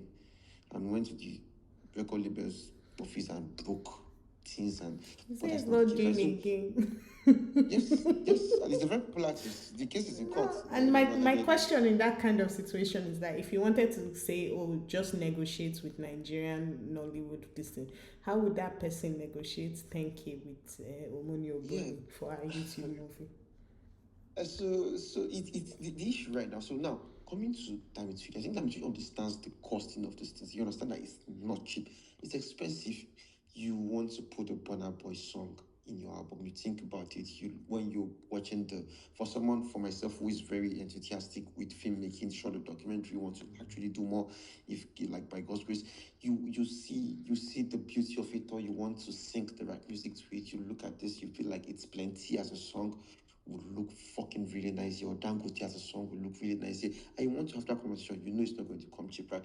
But the question is, we know, like Belima, you say they should go to the young guys, like the smaller artists. But I think for them, it's the fact that it's ambitious. You're making a great movie, you know you need to put great music in it. You look at Marvel franchise, the Spider-Man movies, the Black Panther movies. The Alone song that they did with Burna Boy for Black Panther. Saying, like, there's the money there. You can't compare yourself to those people. Of course, I mean, there's a Sony with the entire division of music alone that can handle everything from syncing, licensing, clearance. Like the music department of the company handles the music and just essentially take like the movie department don't have to bother about this kind of things, right? So even in Bollywood, right, music ties fundamentally to the movie. I think it's more there because like movie and music is one and the same. There's always music in the movie, but like there are people who become professional soundtrack makers in Bollywood. A.R. Rahman, Atif Islam, a lot of Lucky Ali, a lot of great musicians. Like, and in Nigeria, we used to have it before. You're watching a Yoruba movie from the early 2000s, you hear Tope Alabi, and you know this is going to be good because Tope Alabi did the soundtrack. You know, yes, Daniel Corey.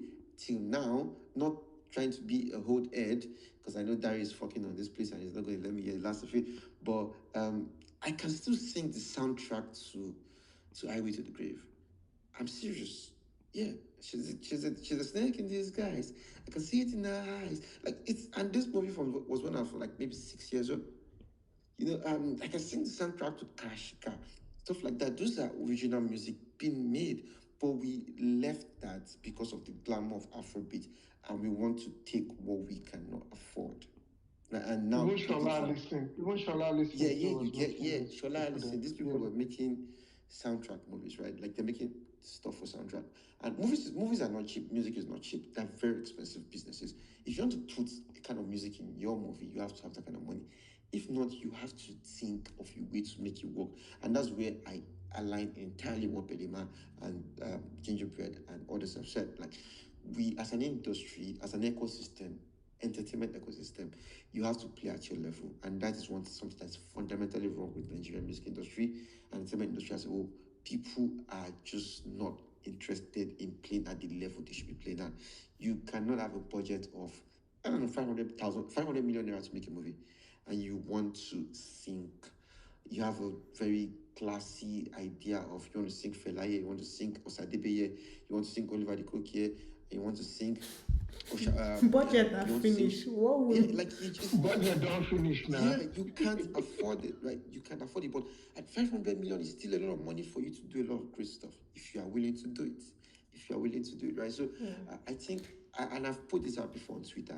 I said it. I think I said this whole YouTube Nollywood verse we have, in as much as it's kind of undesirable, it underserves the industry, and it just doesn't put enough money in the pocket of people spending it to make movies. But the fact that they are sustaining it and they are playing the economy of scale, just spam the numbers, you put out a movie every 3 weeks and people just go and see it, and everything, it's like you're building a catalog. It's almost like music at this point. You're building a catalog and people are just watching, and at the end of the month, you get paid for views across different films. I think you can actually use it to make music as well. Like, not you and yourself, but you partner with a small artist. Now, for example, one of the most culturally impactful movies of the last 2 years in Nigeria has been the Omoni Oboli movie, the Odogu whatever movie. Like, let me not say whatever, I beg your pardon, but it's a very popular movie. I've forgotten the name of the film. I think maybe it's Love in Every Language or something like that. The one that had Bam Bam and Odogu. Now, that movie broke record. I think maybe like highest streams, first stream. If you had like a partnership with, say, NBA for Africa, and they did the album for the film and you put it on streaming platforms, I can bet you at least one song from that soundtrack would do very well. Could get like 1 million stream song on Spotify, and could get a couple of traction on TikTok. And guess what? They don't need to, like, this might sound crazy, but if they play their cards right, nobody needs to drop any money. They will just share all the money from movie. You just have to sign contracts of just. Yeah, you just have to. Both parties just need to give up some money from their royalties, or some percentage from their royalties, and that's it. Simple, and the most interesting part of it is that the movie itself markets the film.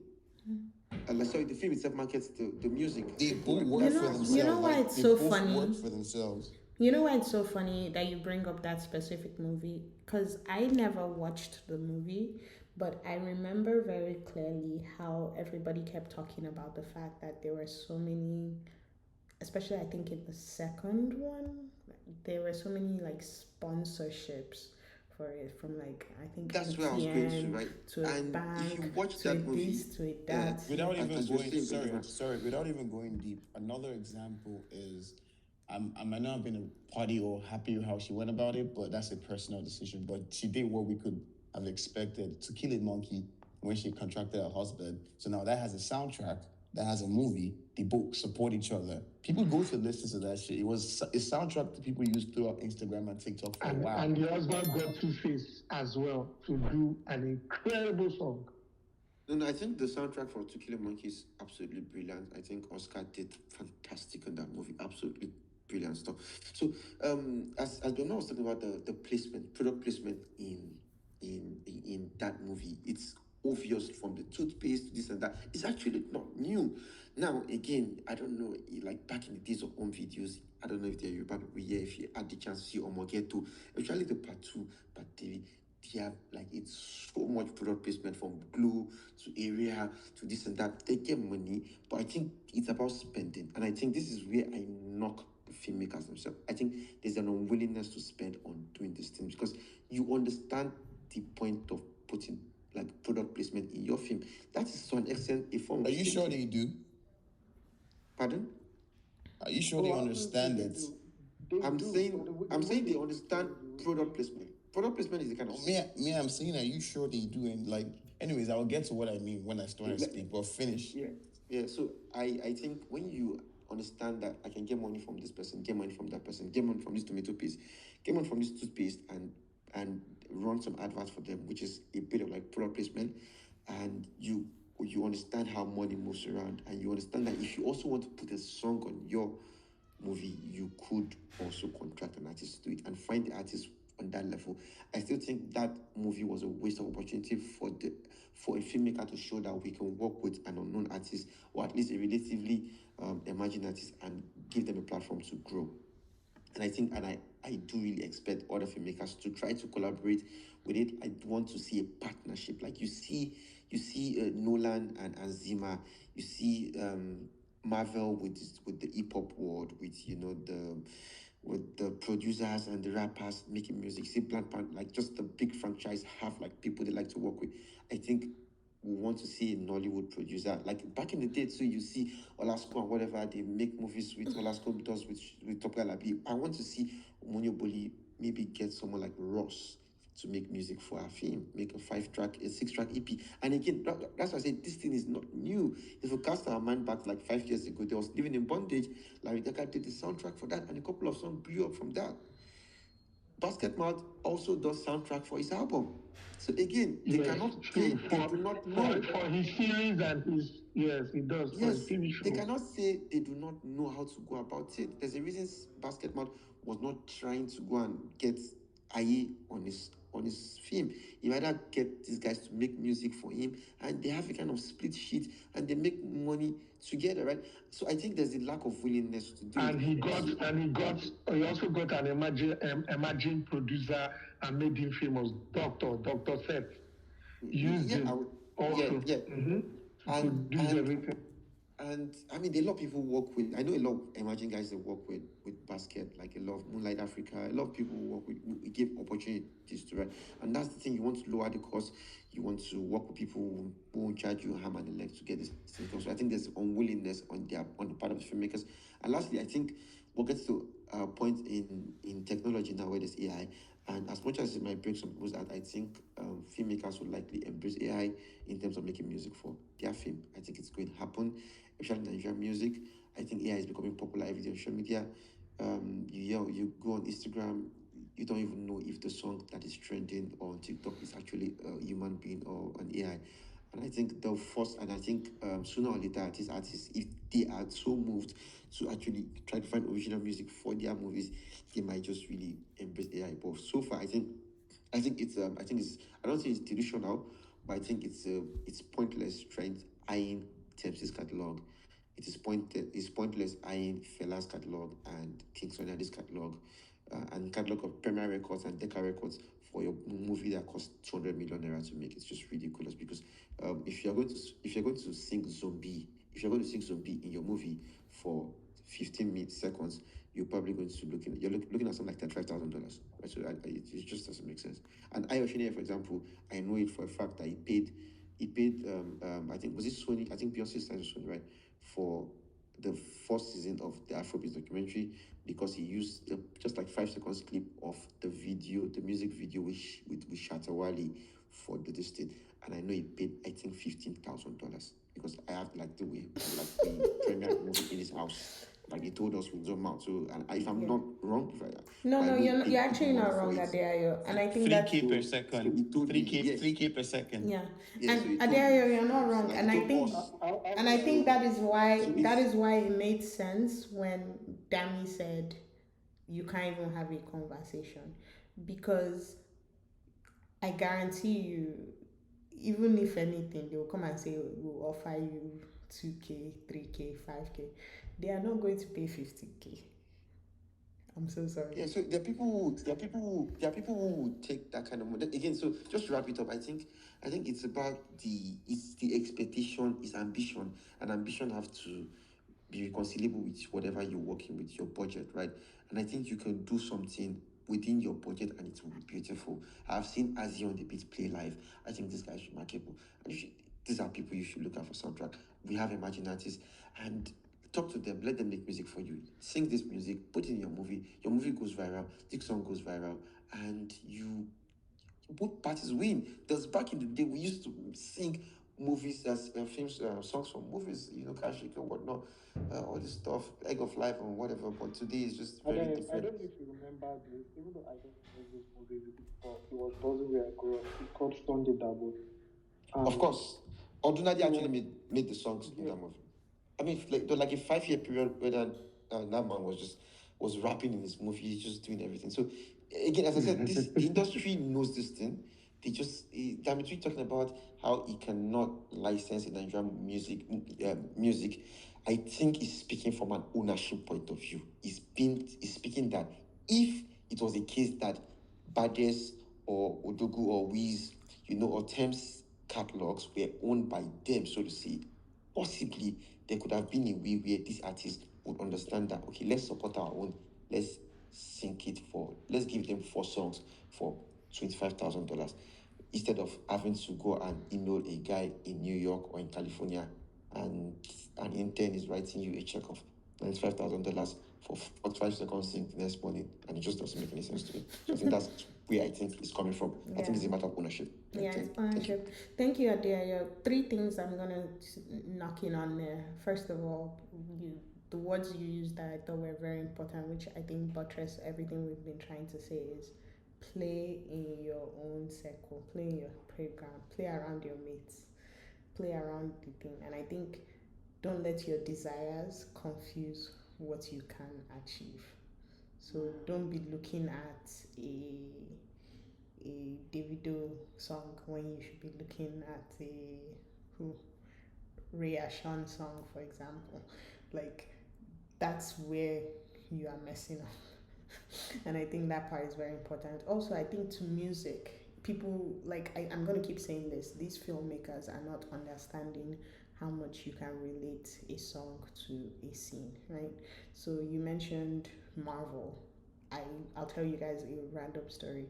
When the second Black Panther came out, that was the one that had the Alone song by Burna on the soundtrack. Burna was on tour when that soundtrack came out. I remember very clearly I had seen Burna maybe 5 months before that. So I had seen him in concert. And then that song came out and he was still on tour. I went to go see Burna again. And to be clear, the only song that he played that was different from his last set list was Alone. Like, I literally went to see essentially the same show a second time just so I could hear him sing Alone. That is how important that scene was, because if you've watched the movie, you know how critical all of that is. So ultimately, play in your space. Everybody will be fine. Elle, are you there? Mrs. Hi. Hello. Wow. How are you? Hello, welcome. Happy Monday. Yes, happy new month, everybody. I've cleared music for sync. A couple of times for a couple of clients of mine. So I know what, it takes to get 30 seconds, what it costs to get 30 seconds of music off of Wiz's catalog, what it costs to,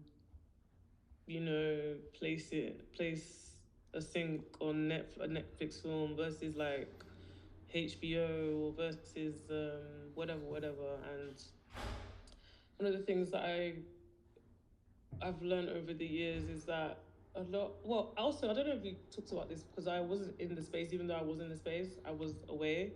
I don't know if anyone talked about the fact that we're mixing sync a lot with Yes, with film scoring. Yes, we separated it, but but there's also the fact that like for Nigerian, at least Nollywood movies, what they were used to before was film scoring. And people are still doing it though. I detest the idea that people aren't doing it. They are still doing it. They're doing it a lot still in Yoruba movies. They're doing it a lot in like the more traditional movies. Like if we watch what's this film that was on Netflix and the rest. I think Tolu Obanro did a lot of film scoring for those movies, and he's like one of the top film scorers in general. He does a lot of Funke Akindele's films as well. So it's happening, it's still happening, and there's a lot of them. There's a growing film score community. It's there. If you look for it, you'll find it. But film scoring aside, if you look at sync licensing, how we usually do it, and this is for like normal films that have normal budgets. I'm not talking about the $1 million thresholds or the XXX millions or is you look at the budget, and if you just have to ask. And this is the thing, I don't know why in where we live in this, I don't know, in this side of the world, they don't ask, or it's like asking is like a rude thing. What is the budget of your film? The budget is 50 million. No, okay. You can't ask that question. They will tell you that you are disrespecting them. I'm just saying, because, like, I wish people would start asking, because that's how we do it. No, you can't do that here. In Nigeria, you don't ask people. No, we have a rate card, and it's based on the budget, even down to content. You have a rate card. If the film is over X million, this is how much I'm charging you. No. If the film is over, I mean, obviously we've grabbed, I need you to understand something. If they say the budget, no, Elsie, in an ideal world, listen. If they tell you the budget is hold on one second, because I want to make something clear. Hold on 1 second. I want to make something clear. If they tell you the budget is 50 million, the reason why they cannot tell you that is because in an ideal world, they are looking for ways they can get that budget to be 20 million. So when they tell you the budget is 50 million and you give them a rate card based on that budget, you have messed them up. That is the problem. That is why they do not ask. That is why it is considered disrespectful to them. Because no, completely understood. That one is fine. But I just wish that they would use that sentiment. You know, when you're putting a budget to how much lighting, how much goes to the actors, how much goes to the editor, how much goes to music. Music is always last, and I think Adeo was talking about it. Like it's not even thought about. It's like almost an afterthought, which is a shame. I think there are a lot of the more traditional movies nowadays, the ones that do have film scorers, they're thinking about it a lot more. Is it not to play piano? Is it not to play piano? They're thinking about it much more. They're bringing film scorers on site to actually start like scoring the film with actual, I guess, should I say, using props that are literally on the film to make it a little bit more authentic, right? Especially for the more traditional type storylines. But if we look back to like sync licensing, one of the NollyTube series that I really enjoyed a couple years ago, I don't know if it was last year or the year before that, was Diane Russett's Dear Diane. And the reason why I enjoyed this because she used Cottrell's, like one of his songs over and over, I think, for like the intro, like the series, whatever you want to call it, the credits, whatever. And I don't know if you guys caught that song or caught Dear Diane, the series. It's like a rom. I think it was like someone was dying and whatever, but was like a romantic-esque, sad romance kind of series. And I don't know if you guys know Cottrell, but that was the first time I was introduced to his music. Literally, I had to go look for him. I was like, okay, he's actually got some motion. And it was because she used him as she used his song for the series itself. And I think somebody was saying like, oh, they should do a deal where they can just get the royalties. No, I can get the royalties, but it is my right for you to clear my sync. And I think people need to understand that you can't just tell someone to get their royalties. It doesn't work like that. A sync license, a song has masters and publishing, and when you clear sync, you have to fulfill both, which is why the actual license fee is there in the first place. So something has to be paid, even if it's £1 or 10,000 naira. Something has to be put down. Like, I can't tie my money down to the fact that because I'm gonna get a deal from Indomie and no, therefore no, I've got this running record rate. I get it, but I feel like we need to start normalizing people paying their sync license. Just pay, even if it's a small amount. Pay up, and then you can now say, based on, I'm paying a small fee, but based on XYZ, this is what we're gonna get on the royalty rate or on the XYZ. How many people are you gonna share a royalty rate with? It just gets messy. It's easier said than done. That's just what I'm saying. And we're opening ourselves up to kind of worms. People that can't just pay you up front. You think they're gonna be decent on a royalty rate? Let's just talk true. You think they're gonna open up themselves to an audit when they didn't pay their fee, when they didn't give you your royalty at the right time? That's just another kind of worms. Sorry, Bellama. No, you're good. I was gonna say the problem here is you also have to be very aware of the people you are talking about, because the money that Indomie decides to give them is what will determine how much money they can give you. No, got it. But sis, who told you that they're going to tell you when Indomie paid them? Who told Obviously, you they won't. And if Indomie, if Indomie gave them 100 million, they would say Indomie gave them 50. 5. And then what will you do? Will you go and look for who's going to audit them? Like, are you going to go to Lagos Island and say, I'm going to use this accountant, they should come and help you? Please, there's so many issues, and like at every single turn, it's like trying to delay money, trying to avoid, let's do a deal. You can only do a deal with people that you trust. And you can't even be trusted to pay a sync license. I'm now going to trust that you're going to pay. You're going to... Oh, my God. As for me, if you use any artist that I'm working with, play it, please. Just play the license. Okay, so... Pay the sync license. So, as an avid... What's going to end up happening? As an avid Nollywood... What's going to end up happening is, if you don't pay it... if you don't pay it, what's going to end up happening is, it's going to probably be taken down. That's probably what's going to end up happening. Or you're going to get a cease and desist. Or we're going to have to force you to pay for more than you wanted to pay for. And that's happened to me before with a Netflix. Oh God, the movie was horrible, which even made it even worse. But let's not even go into that, because they paid in the end. I was going to ask you a question. As an avid Nollywood watcher, what are your thoughts on using K-pop in Nollywood movies? Sorry, clearly this has been disturbing me. Oh God, I don't know. I feel like, did they clear it?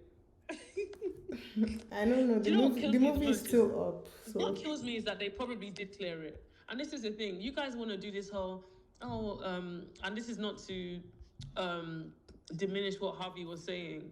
Oh, they don't know what they're doing. Oh, we're so uneducated. They 100% know what they're doing.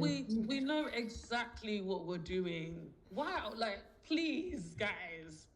These people that they can go as far as using AI to they don't know what they're doing. Let's just not deceive ourselves. I think everybody knows what the hell they're doing. I think everybody knows what the hell they're doing. I think when we speak about lack of education in the Nigerian industry, it's not down to naivety or anything. It's down to the refusal to acknowledge education. It's willful ignorance. Very much. Precisely. I would say it's less willful in ignorance and more flat out. And more flat out greed. That's what it is. It's not willful ignorance. They know. Really, It's greed. Sometimes they genuinely feel it's just greed. That greed is definitely a factor, but I also think willful ignorance is. It's like both of them work together. Like they honestly undervalue what you're doing. You can't tell them what you're doing is worth it. They don't see it. They refuse to see it. And yet they don't see the irony in the fact that they're making something that is creative and they're having to tell people that it's worth something, and yet they're diminishing the person on the like. It's just the irony is, oh gosh, let's use Anthony Ezeko as an example in Covenant and how he was shit on and called a demon, only to God and make it out there. There's a shit ton of Anthony Ezekos. The reason is because the people refuse to see life from more than one perspective. They completely refuse it. They are so averse to change that if you change, you must be of devil, you must be of Satan. Why are you changing it? Why do you want to press spoil? Why do you want to remove food from the mouth of the order of things? No, I think if anything. You know what I wanted to say about. Sorry, go ahead. Real fast. So sorry. I was gonna say, if anything, I think the most they're doing these days is they're going to like the epidemic sounds and those ones to get like quote unquote royalty free music, so they can do that. So that's like that's as far as they're going right now. Because if you look up most of the music in Nollywood movies right now, the Nollytube ones use it. The Nollytube, especially when it doesn't even work. Yeah. Like, so why are we Johnny? The digital one, less the cinema ones. They're using the Nollytubes and all of that. They're using a lot of like royalty-free music. And like I said, when you then throw a macroeconomics problem on top of it, imagine one hungry sound engineer guy that's been told to find the right music for a song for 200 find the right song for a movie for 200K. He has to work for the next 12 hours. He will throw some random ass songs on there and tell you your job is done. And the producer, who has no interest in knowing whether the quality is good or not, he just wants to push it out on YouTube and rack up his numbers. He will put it out. Well, God bless the music supervisors for Nollytube movies. Jesus, I can't imagine what they have to go through. But yeah, I think on like just what I wanted to round up and again just reiterate is, I think someone said it earlier as well, is there are so many other culturals out, like so many artists that are bubbling, I won't say bubbling under, maybe with 50K, 10K, 100K monthly listeners who deserve a shot and are definitely within budget. And I think what's more important, in line, like they're making music in line with the scenes or the content of these movies, and they just need a shot. They don't need to be shit on though. They just need a shot. So, yeah, why are you looking for Decca Records? Why are you going to the likes of, the big whatevers and trying to clear it when there's so many out there?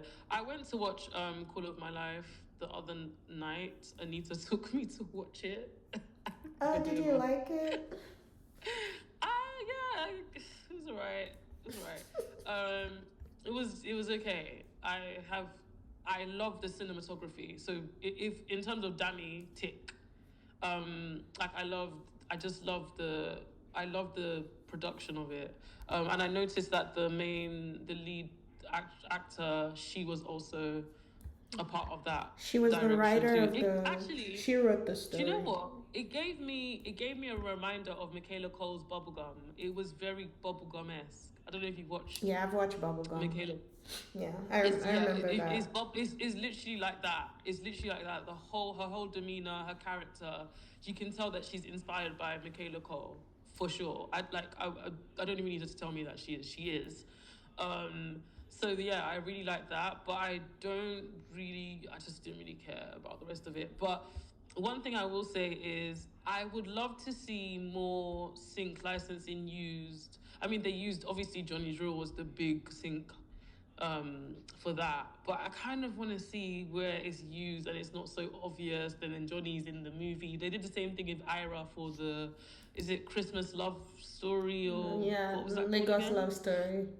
Lagos Love Story, that's it. Lagos Love Story. So it's kind of like outplayed now. Like, can we? The Lagos Love Story be- one was even very on the nose because the writer of the movie said she was inspired by the Ira Star song. I was like, okay. They did the same thing with this movie. I'm not going to spoil it, but they did something very similar. For those that haven't watched it, I'm not going to spoil it, but yeah, sis, she could have written the same. It could have been the same writer. So that's why I'm saying it was too on the nose for me. I love when sync. I keep banging on about Cotrell, for Diane Russett's Nolly Tube series because it fits so bad. So I want to see more of that rather than that. The way they're using Maven at the moment it's a little bit. It's a little on the nose. I will just keep reminding everybody for as long as I can. The first time and the first place that most people ever heard Tiwa's Passport was on that one Danny. Was it even in Danny? I don't even remember if it was in Danny. It was on that one YouTube drama a million years ago. That was how people knew who Tiwa is. So just reminding everybody that. Real fast, 9V and Dante. 9V, I know you had a response to someone earlier. Yeah, you see, the thing is, after I finished speaking earlier, I noticed that I was a bit myopic in my address, so I sat towards the conversation. And after Ginger had his thing, I had a rethink about it because of the way we attacked the conversation coming from the Dammy Twitch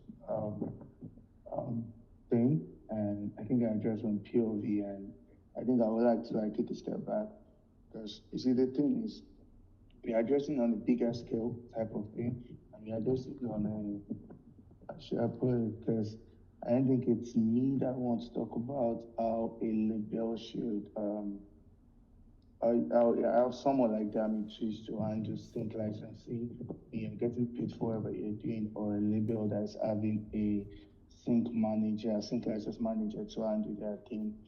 However, while we're having a conversation, I just think that there are some mistakes that artists that are on DIY scale, they are on do-it-yourself.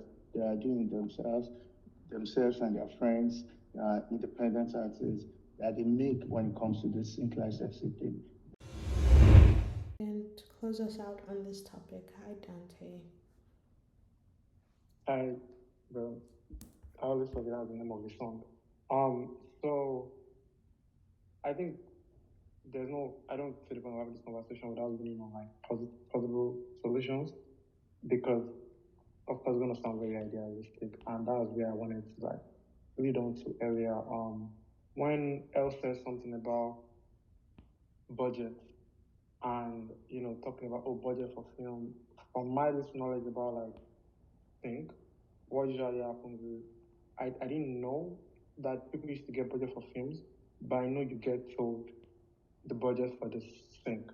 Like the music budget, you get told how much they are willing to pay, and then you could either agree to that or not.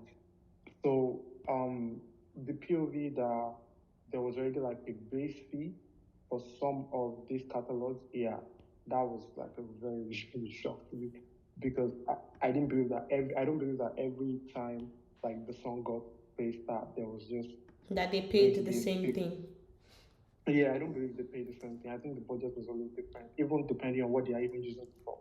Yeah. So yes, am I wrong to think that? So it's one of two things. There's a base fee, yes, but then to what Elle was talking about, you can provide what your budget is, and if they are willing to work within your budget, they will give you a rate card based on your budget. The reason why 100%. And I think it's just a strange thing in the Nigerian ecosystem. No, wait. Before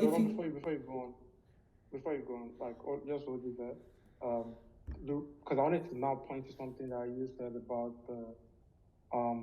the way Nigeria is, right? That's what you said. Like, Yeah. The way But before, the conversation is, okay, you know. yeah, Okay, sorry, I just want to clarify something that, like, yeah, and as far as like you saying you didn't realize people needed to provide what their budget was. If you think about No, it, that was not what I said. oh, you were saying you didn't know that you ask people for Like budget? the full budget. No, I'm saying Oh, like for the the full whole budget. Yes, that's what like I'm for the saying. movie. I knew So you think provide about all the like, this is American our movies budget that for you this. watch, right? And they tell you this movie was produced for or made for XYZ and made XYZ in the Yeah. in the cinemas, right? If you look Yeah. at Nigerian movies, what they do is they tell you how much it has made in cinemas. They don't tell you Yeah. how much they made How much the they- movie for, because they are very secretive about how much they made it for, because they don't want to say that the person that sponsored the movie gave them 100 million and they used 80. That is what the problem is. Yeah, and I think that's the problem, because what makes it worse now is that a situation of telling somebody else their plate is dirty when you're using cleaning method. So there's not like problems on both ends, and that's why I said part of what Dammy Twitch was saying, the willingness conversation and just not providing any nuance threw me off. On one side, people have to be willing to like want to be a part of that thinking, not just thinking, I mean thinking the Nollywood and the Afrobeats that is the vision that I was having a conversation about. And the other side is that if there are like this many flaws on the side of the filmmakers in the first place, it's very hard for me to now take it as serious as I did before. Am I making sense? As serious as I did before, when people have all these problems, there is already an hindrance, to the progress of the whole situation. And and I know this kind of points to what Avi said about dealing with the people who want to cut the most cost. But if people are actually willing to get to a certain professional standard, a certain global standard, it's not just like the artist or like the music or that those people that have issues. The other side also has issues even before we get to how much things are. And that's just what I wanted to say. Thank you, Dante. And thank you, everybody, for sharing your thoughts on this. I think it's one of my favorite topics to talk about, because for a long, long time, I wanted to be a music supervisor, because Jesus, some of the songs they be playing in these movies are just preposterous, just a lot of nonsense. But I genuinely love this conversation, and because I was personally shocked, because when people took slight offense to what Dammy Twitch said, but as somebody who knows how much they charge for sync licensing and how expensive things are, it was not a lie he told. It's like, in Nigeria, you can try to... talking from his own experience. Yes. In Nigeria, you can try to negotiate with somebody as per you and me, we sabi, you're my guy, everything. But if the ownership is not in Nigeria, and these people are telling you this is our base, we are not going lower than this, but we are willing to negotiate, and they are asking you for budget, and you're either hesitant to tell them your budget, or you tell them your budget and your budget is even lower than what their lowest is, then it becomes a problem, and it becomes less of a way for them to quote unquote recoup their money. Like, they're not getting any benefit out of a YouTube movie in that sense. So I think that's where we end on that. But we are gonna go back into new music. So we've already talked about Barely Legal by KFMD. I wanted to hear what everybody else was talking about or listening to this weekend.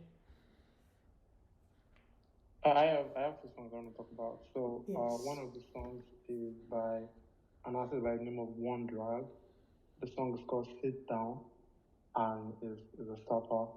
And the second most serious song I want to talk about is called Story by Fxrtune and Suchi. Fxrtune, if some people know, is Stars Academy alumni, He yeah, he's just been like doing his thing and releasing some like very fire things this year, and Story is another one. It's a very unique song, topic wise, structure wise. Well, maybe topic wise is just it's very in, to be honest, like talking from his experience and writing it in a very interesting way, like linking that into like social media, which is very, very 2026. I think that was very, very interesting. And also the structure of the song and production, very different. Like there is no song that sounds like that that's not out right now, in my own opinion. But yeah, I really love Story by Fortune, and you guys should check it out. Coolio, coolio. Thank you, thank you. And what was the first song you mentioned? Sit Down by One Drag. It's one and the word drag. One DRAG. I think I sent you camera roll, so he dropped like his second single. This is like his second song ever. Although he has been dropping on SoundCloud for a while now. Dante, isn't it? Did you say 2 G's or 1 G at the end? 1 G. I thought the one drag, except to have something wrong. I thought it was 2 G's. I'm talking about someone else, I guess. No, I don't know who that person is, but one drag has 1 G, and it's just pretty straightforward. I've been like anticipating this song for like a very long time, and like I'm just glad it's finally out. It's very, again, another song that is very, because these two artists are so uniquely and so that most of the time I don't like. Okay, Dante, it's his IG account that has multiple G's. Oh, okay, fair enough. And I think his Twitter is like Bedunacho, and that could be somebody else. But I think you could also find him on here with one drag. But yeah, it's just great. It's amazing. And it's funny that I found him through Fortune, which is okay, that only sounds full circle because of this conversation. But yeah, it's really, really good. It's amazing. But I was saying like he's been dropping on SoundCloud. He does some G, what do you call that? Is he G-com? How do you pronounce that? What? Wait, what genre of music does he do, please? Let's call it Afrofusion for the sake of. Okay, yeah, let's not get into that. Got it. Because actually, Nivy, I'm pretty interested that like you don't know him already. Also, this is not like first time I'm talking about him on here, but he is like, he's him. Like he's just that amazing. Pretty sorry guy, and the music is top. And I'll send you what I'll personally send you his SoundCloud even, because before this drop, he did like a project drop, a SoundCloud exclusive, and there was one song on there called Excellency. There's another ridiculous song, just very unique. You know, okay, so for instance, Nivy, you like Emma Nigga, right? Sure. Nivy, can you hear He said yes. Oh, sorry. Yeah, I can hear you. I actually meant Harvey. Harvey. I'm mixing you guys up. I actually meant Harvey. Yeah. You like Emma So you know why I said I know who you're talking about, and he has multiple G's. I ran into his snippet recently on IG. And I'm like, who the fuck is this guy? I don't even know what snippet. And I just checked his IG and I follow him. Avi, I even get you because on his TikTok, I think it's 2 G's. Because I'm surprised when Dante said 1 G, I was like, yeah. So don't worry, I ran into him recently. I can't remember what drew me there, but I just opened IG, searched him up, and following him. It means that he did something recently that I was like, who the fuck are you? Because bare people, I don't follow bare people. Like, if I follow you, it means I want to hear more of what you're doing. So I'm going to go back and check again. I don't know why Twitter is doing this to me and I'm mixing you guys up, but Avi, the thing that you just experienced, that you said you saw a snippet and you were hooked, remember what his name is. That's like what happens with everybody I've put on this guy. It's literally one drag and you're hooked. And yeah, that's just it. Oh, that was hard. One drag and you're hooked. That's hard. That's bars. That's funny. Okay. Fortune, one drag. We've gotten through those. Who else? What did anybody listen to something specific before I start mentioning music? There's one girl, I don't know how recent her music is, but she said somewhere along the lines of Azonto is coming back. I think Ace T is her name. She dropped something and it's basically Azonto music from back in the day. If you ever listen to Artabeats, IE, It sounds just like that. The beat sounds just like that. And I'm just like, who the fuck thought to bring this back in 2026? I'm gonna check it right now, and then I'll get the name back for you. Just give me a second. Cool. On that note, we had new music from several people. Patoranking and Ruga's Shake That. Anybody listen to that? Yes, no. I heard it, but I was working on the song. I feel like I never went around. I had like so many songs. Okay. Can I ask a question? Yes, Nine. Am I the only one that was thinking if artist has dropped something before and I was surprised I was that first? Like you thought they had dropped something together before? I don't know. When I wanted to, put it on a particular music blog, I'm handling. Your dancehall Nigerian artist? Yeah. I don't know. Maybe that was it. I wanted to drop it, and the caption I was saying, that was their first, and I was like, no, you guys have dropped something. But I don't know. Maybe I thought Jonesy, but I was even so sure that when Riga came out, Patoranking was one of the first persons that he featured. I don't know why that came into my. You would actually think that. You would think that.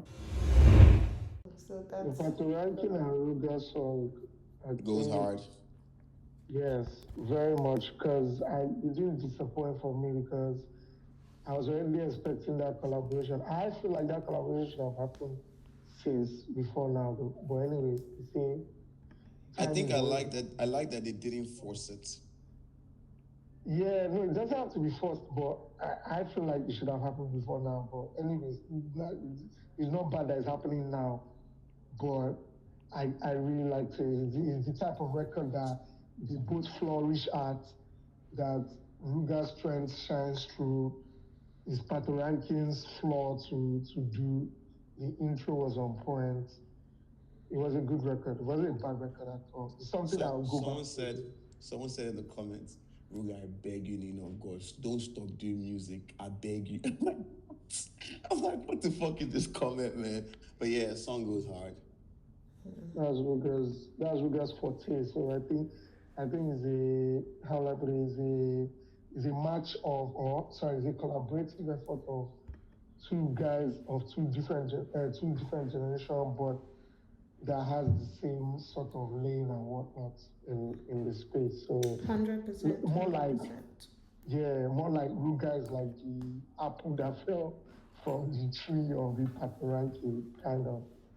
And career-wise, like the way Ruga is going, I've said this on the space before and it was misconstrued, but like career-wise, building your own lane in that context, I feel like Ruga is moving in exactly that direction. He's not in a run-in with anybody in this industry either. He's not trying to be a big three. He's just that guy that he will have his shows, he will have his music, he will have his fans, and he's kind of uncancelable in his own way. He already has all this. The reason why it's misconstrued is like people will perceive it as your eliminating is shocked. As if you can't compete. That's why people would misunderstand what you're saying. So you hope you get that. Oh yeah, 100%. Okay. Lovely. Yeah, he's doing fine where he's lean. Like, doesn't need to do anything to be in any form of running. He will put out music. You will like it today. You will like it tomorrow. You will like it next year. And when it comes on, you will not hit skip. And that's the type of music he does. Okay, lovely. The biggest SEO in Afrobeats currently also dropped. Sorry? So I was making a joke about the fact that the biggest SEO in Afrobeats also dropped. I'm trying to in think 2026 about. Also. I'm trying to think about who you're talking about. I think about Joe Boy. No, but Joe Boy dropped actually, or at least Young Legend dropped. Young Legend dropped featuring Joe Boy. See why KFMD featuring Qing Madi is not mad. Sorry, I didn't. Who were you talking about, Dante? I'm trying to understand. It was Mavo and Tiwa Savage and Wande. You said the former who? Oh, I was going to even speak on this. We'll get to that one later. But like, what were you saying? I'm still trying to get what I he was said. saying that the biggest SEO in Nigerian music 2020. Did you say SEO? Yeah, that's Mavo. Search engine optimization. Because I'm trying to guess how Mavo became SEO, but okay. He's SEO, man. He's a search That's engine. real though, because niggas be adding him to songs like Maggie, like just for that There's a guy SEO. that went viral recently, and I was having a conversation with this guy now, and he couldn't understand how that song was so viral. So he started going through analytics, and where, I don't know maybe he said this to comfort himself, but where he led it to was somebody used hashtag Mavo, and the video went crazy. And I was like, oh, okay, so that's kind of where my joke came from. All good jokes contain true shit, for real. Yeah, I was very confused. We'll get to that. Actually, you know what? Let's just talk about it. What did you guys think about Tiwa, Mavo, and Wande? Yeah, I want to talk about Wande Cole. Before you talk about Wande Cole, please, Kumi and Lojay as well, they dropped. I remember that. No, sorry. Ginger, Wande Cole is on the song we're talking about. It's not like a different. Which one? The song Which one? No, hold on, because we're not going in circles. Let's focus on one thing at a time. Tiwa, Wande, Mavo. Finish that first. What were your thoughts? So honestly, not a bad song. I'm not even gonna lie, it's not a bad song. It can be enjoyable if they know what to do with it. They could push it to a certain point. What they say about, because I've never experienced Wande Cole in the studio. I have a very funny story one night with Wande Cole where we kind of bashed the car that he was like. It's a long story, but I've never experienced the man in the studio before. And what I've heard is that if you leave Wande Cole in the studio, he's going to run up 7 minutes of freestyle and it will be sweet. And he had 2 songs that came out this weekend that he was on. I forgot the second one, if I'm not mistaken. Correct me if I'm wrong. I think that was one with Qing Madi again. Yes, he worked with, yeah. So on both songs, when I heard him, it's like, maybe not use chain hold this guy because he's just gonna keep going. Like, he is still him. That's how I see it. He's unstoppable. He is too talented. You know when someone says, my problem is I have too much talent. That's Wande Cole. And it's amazing to see, because at this stage of your career, you should be done. You shouldn't be able to do it that easily. But he's still doing it that easily, and it's just impressive to witness. Avi, can I buttress something? And I would please continue. See, when I knew that guy is crazy, yeah, all that and I just saw there's popular line about a content creator. Like content creator in Nigeria use Matthew Lines passage, I said some cringy rhymes, and the end it's Matthew Lines passage, which is sentence that means I will. Can I even repeat that verbatim? Like, I will spoil your life with rhymes. Bro, when one day hits a particular line on that song, guy, that shit was cringy as fuck. But what one day did with that line on that song, and you could know it was prescribed because the way he used it was bad. Bro, I don't know where that guy got his talent, but I don't know. This guy said something there, you cannot be more tired than Wande Cole, so calm down. Walai. I feel like he's the peak of talent when it comes to Afrobeats. He's ridiculous.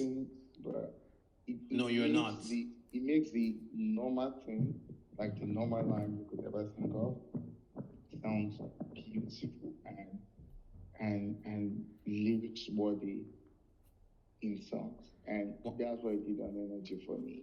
So Wande Cole makes the same hard work beats talent sounds too true. Because like, if that guy was somewhat hardworking with the right placement, like, let me say somewhat hardworking. I can't take away his hard work so far. But imagine he had the work ethic of, say, a Davido. It would have been over. It would have been over. Is the name of Afrobeats?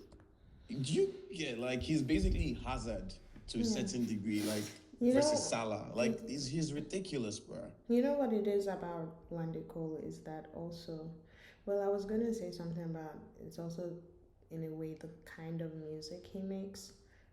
but yes, it is that, but it just goes beyond that. And I think that there's a lot of difference between when Wande first started making music versus how our artists are working right now.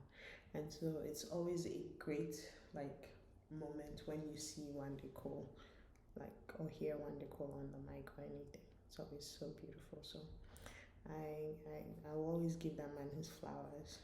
But ultimately, But did you get to hear the song? I heard the Energy song. I loved it.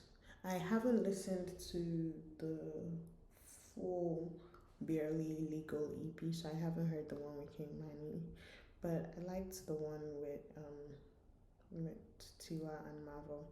What I actually also thought was hilarious was that if people were were real about it, right? I was thinking about last week when we were talking about it. What was it? Adeus had said something about tweeting something. If the song is bad. But can you hear me? Oh, now I can hear. Literally, I followed him because of that tweet. I was waiting on the tweet. I was so now we need to get him to either tweet one or the other. When music dropped, the first place I went to was Tiwa Savage Wande. I said, please let me hear this thing and let me look for this. So we know how bad it is. No, I actually unfortunately, I didn't see the tweet.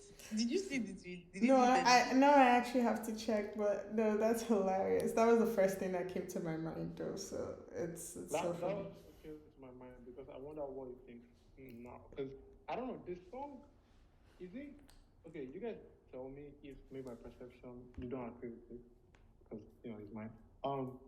Is it weird that I felt like both of them were trying to out Mavo on a Mavo featured song?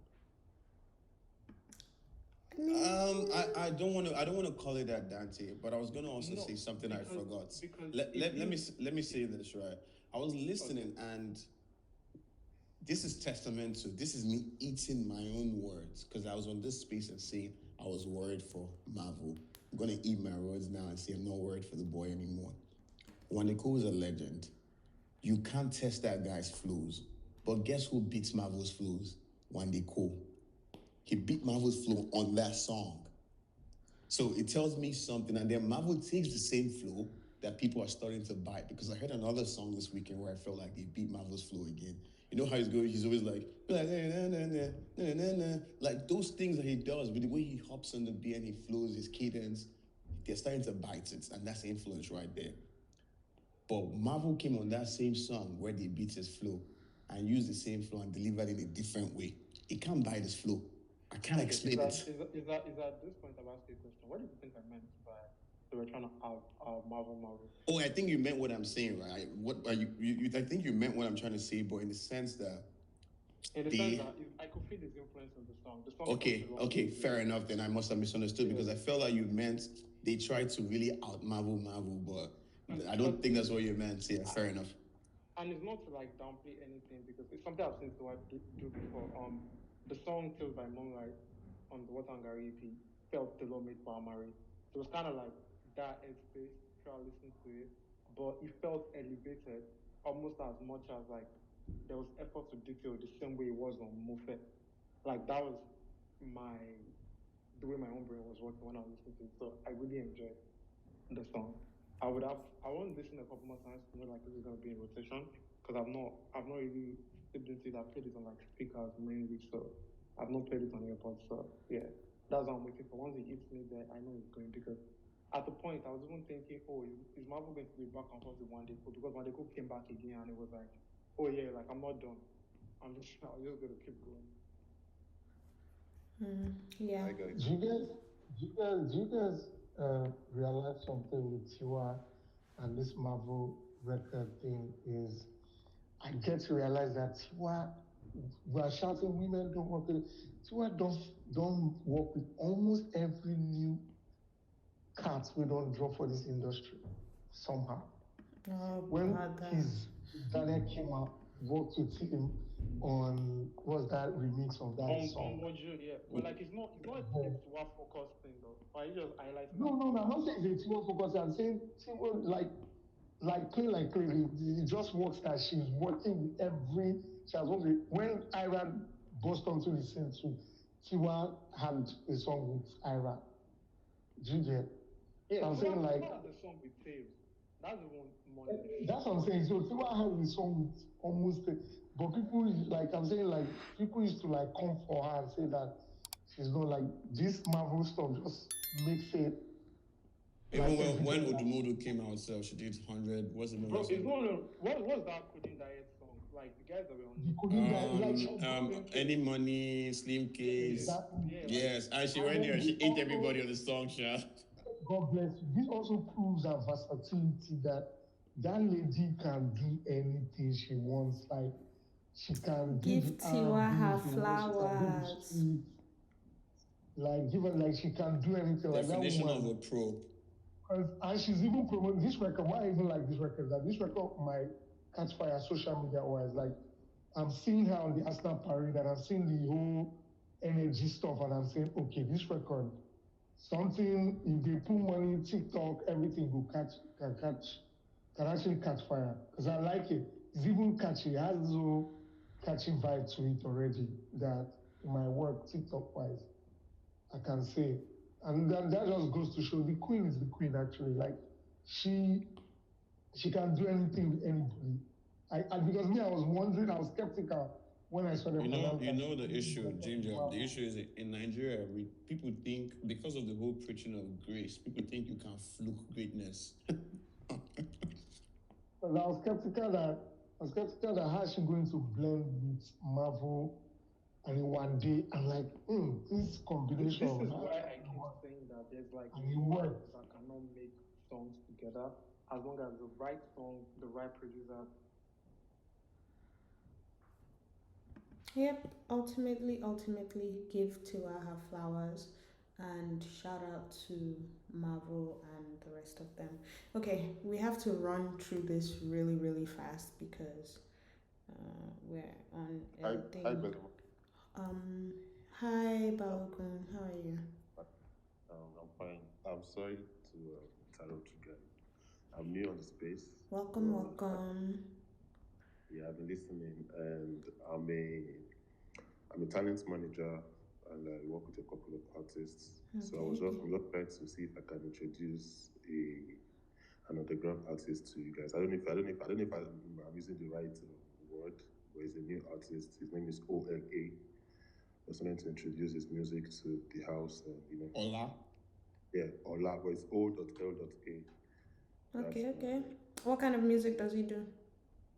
Yeah, he does just normal Afrofusion, Afrobeats. Okay. Yeah, okay. Does he have like a new single out, something that we can all go listen to? He has an EP out, Overliving All, which was released in February this year.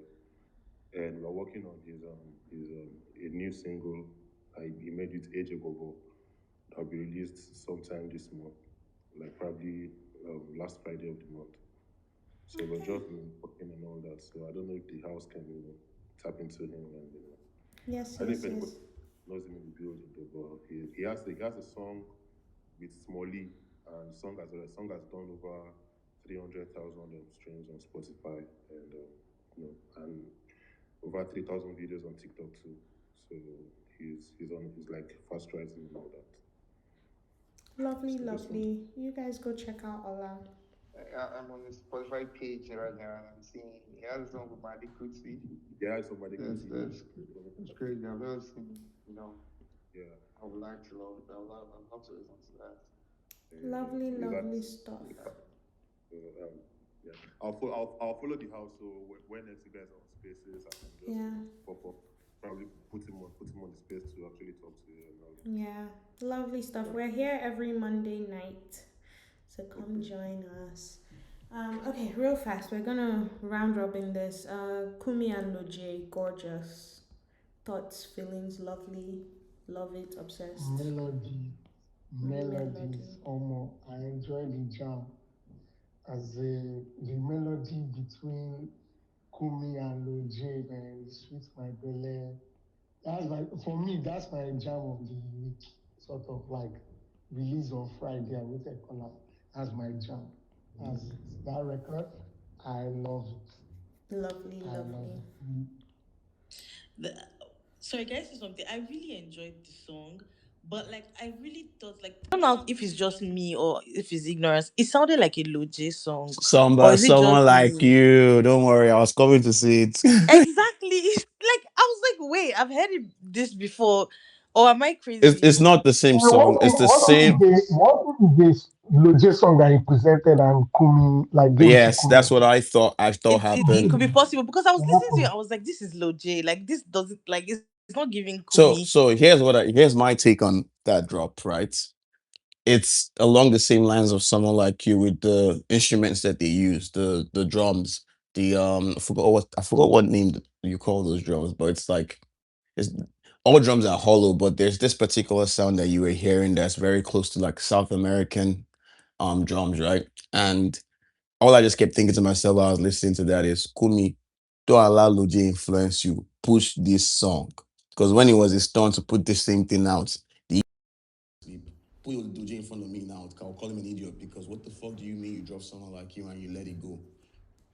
Don't listen to that boy. Don't let him influence you. Push that song. Real preach because I just really got into. I'm a big Lojay fan. Like, he's one of my favorite Afrobeat artists, and even it took me time to get into the album. After saying I'll get to it, because I didn't see like which. Not to say that marketing Did is you what finally makes. get into it? Yes. Oh my god. We I don't actually know have like what a I don't know what I deep was album topic. thinking.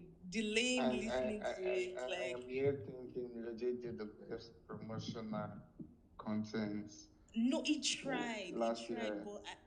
It tried, but I don't know. The promotion was good. The pushing is what was not like great. Oh, Do you okay, get? yeah, So yeah, like I get it. Quality I of get it. content yeah, is the different from quality intensity. the Yeah, I get quality it. I was get it. I good, get it. but No, like I get it. it's the What would intensity. you guys have liked to see? Because I like some things I saw. I thought it No, was like, everything he was doing is what I would Oh, have liked. Dante, the quality It was just nice. wasn't He had great pushed. quality of content, but Nah, his I intensity think that's it. sometimes is it's a little annoying. so it's a Maybe fun you were not thing. seeing a couple blogs, you were not seeing people Yeah, talking engage about your it. fans He more. wasn't having. Lojay reminds me of some people that I've worked with. He It's didn't. like you're begging No. them. Now that you're talking about it, he didn't do Okay, a like lot of here's the ER thing though. I always thought like I always feel like Roji is super active. There are certain things I have issues with, right? I personally think Mopo should have been one of the biggest historically in this country, personally. Because when I was gauging, when you start thinking, oh, who's the audience for this music? I'm like, this chorus, it's with anybody. I can even imagine, the stereotypical, or what people refer to as the stereotypical Tanzania audience, which is Alausa, civil servant, if you know, you know. Driving home and saying, in my motto. Yeah, you don't know what that is, right? No, I know what it is, but why? Lagos people that did this thing, they are not making mistakes things like this, so don't blame me. Ginger knows what I'm saying, shout out Ginger. So I'm like, you can be singing in my motto, and it actually works. Like, it actually connects with those people. So I think one day I cried out in the day, and I was like, why am I not seeing grandmother singing this song? That's the kind of song I think that is. Now, Bro, public transport, yellow bus people could have been singing Moto. Could have been singing in my motto. You are spot on. You are bang on. Because that in my motto, the work in Korope, no Korope, the smaller. Bro, he could have shot. Yes, the one that's four wheel but feels like a tricycle. Exactly. Nadia for plaster. Like, all of them, they fuck up. You're supposed to flog them. Don't worry. Nah, people, nah, Nepo babies, leave them. See, at the end of the day, like, I'm not his manager, and what's his name? Damn, I always mix his name with Azeko, but it's also Anthony Ogo. Oh, Anthony Ogo. Yeah, he's also like, I know he's brilliant. So like, I'm not knocking, and it's not a question of, oh, if I was there, none of that. I know you're an artist manager, but my thing is, I really think that song could have done much more. And also, this is the music industry 2026. It can still come back. I believe that song deserves to shine because when I go back to that project, I'm like, this song is. And then he co-produced it, which means he has production side, like he gets like publishing side on his production. So Like he didn't dance the entire 50%. Oh, from what I understand about the man, he's in the same group chat as the Showers, the Ashas, who are fully involved in the production process of their music. They know what they want to achieve in the end. They don't have a producer and then they're an artist. No. And you know what's funny? Even though Benson doesn't produce, Benson is like in the same bag. That's like and also yes. Even the fact that they knew each other before either of them popped is also like a very funny thing. It's always funny to me because the first time I ever heard of the name Lojay was on a podcast called in 2021, or at least the earliest digital footprint of the name Lojay, or people discussing it, was on a podcast called I think with Lagos with Love. Okuchi used to run it, and I can't remember like the full name. But Tells was being interviewed, and Tells was the first person that mentioned Lojay because him, Lojay, Benson, and Barbara, it seems they're all running around Lagos trying to make it. But I think it's just great. So now for the album, and even though we're on new music, this is what music for the album. I want to kind of see what made people disconnected initially, because I've only heard one valid argument so far, which is that how long it took to come out. But then nobody knows why that is. But some people think there was a disconnect between the music they got and the narrative that was being talked about towards the album dropping. Like, because I think the disconnect first. Okay, finish.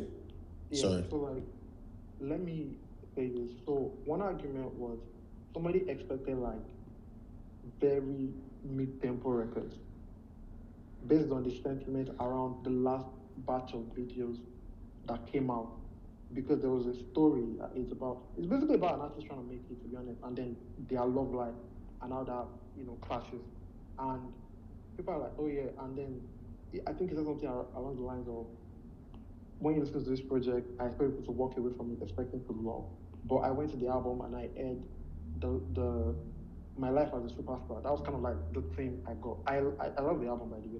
Like that's my jam.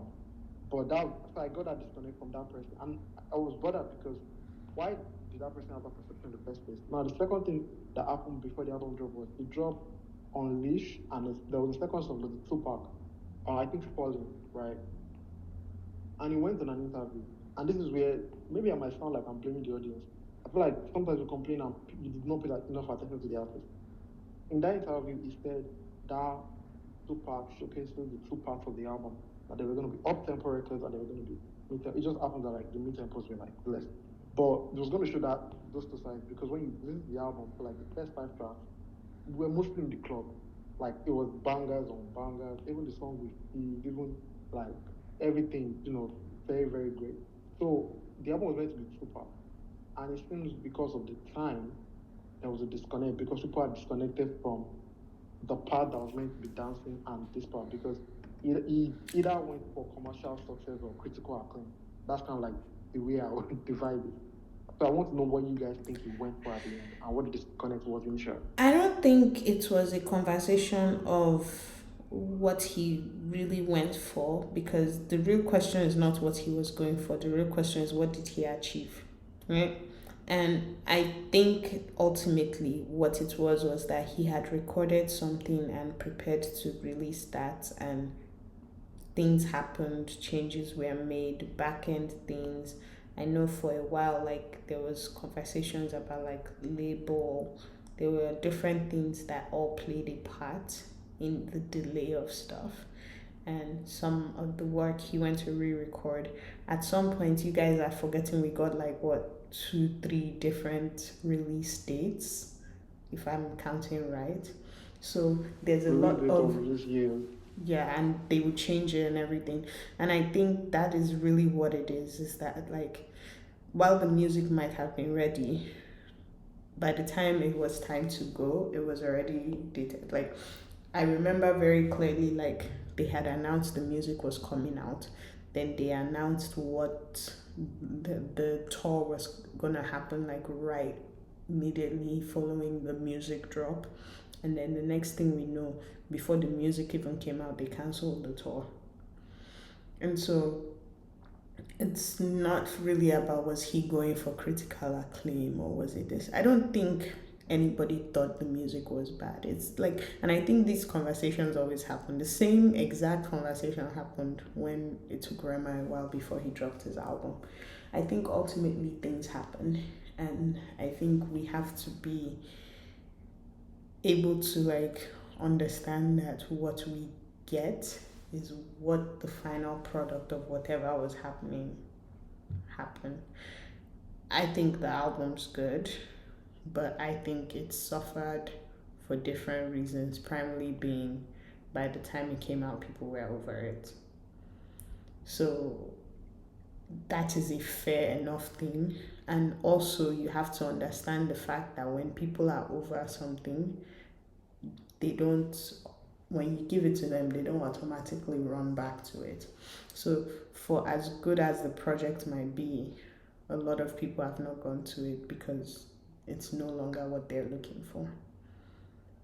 Belema, thank you, because I feel like I was wondering why I didn't get into it, because I listened to it when it came out, and like the feeling I have now is not the same feeling I had before. Like it was like somebody was saying, "Here, damn, take." Like because I was like, stop disturbing me, man.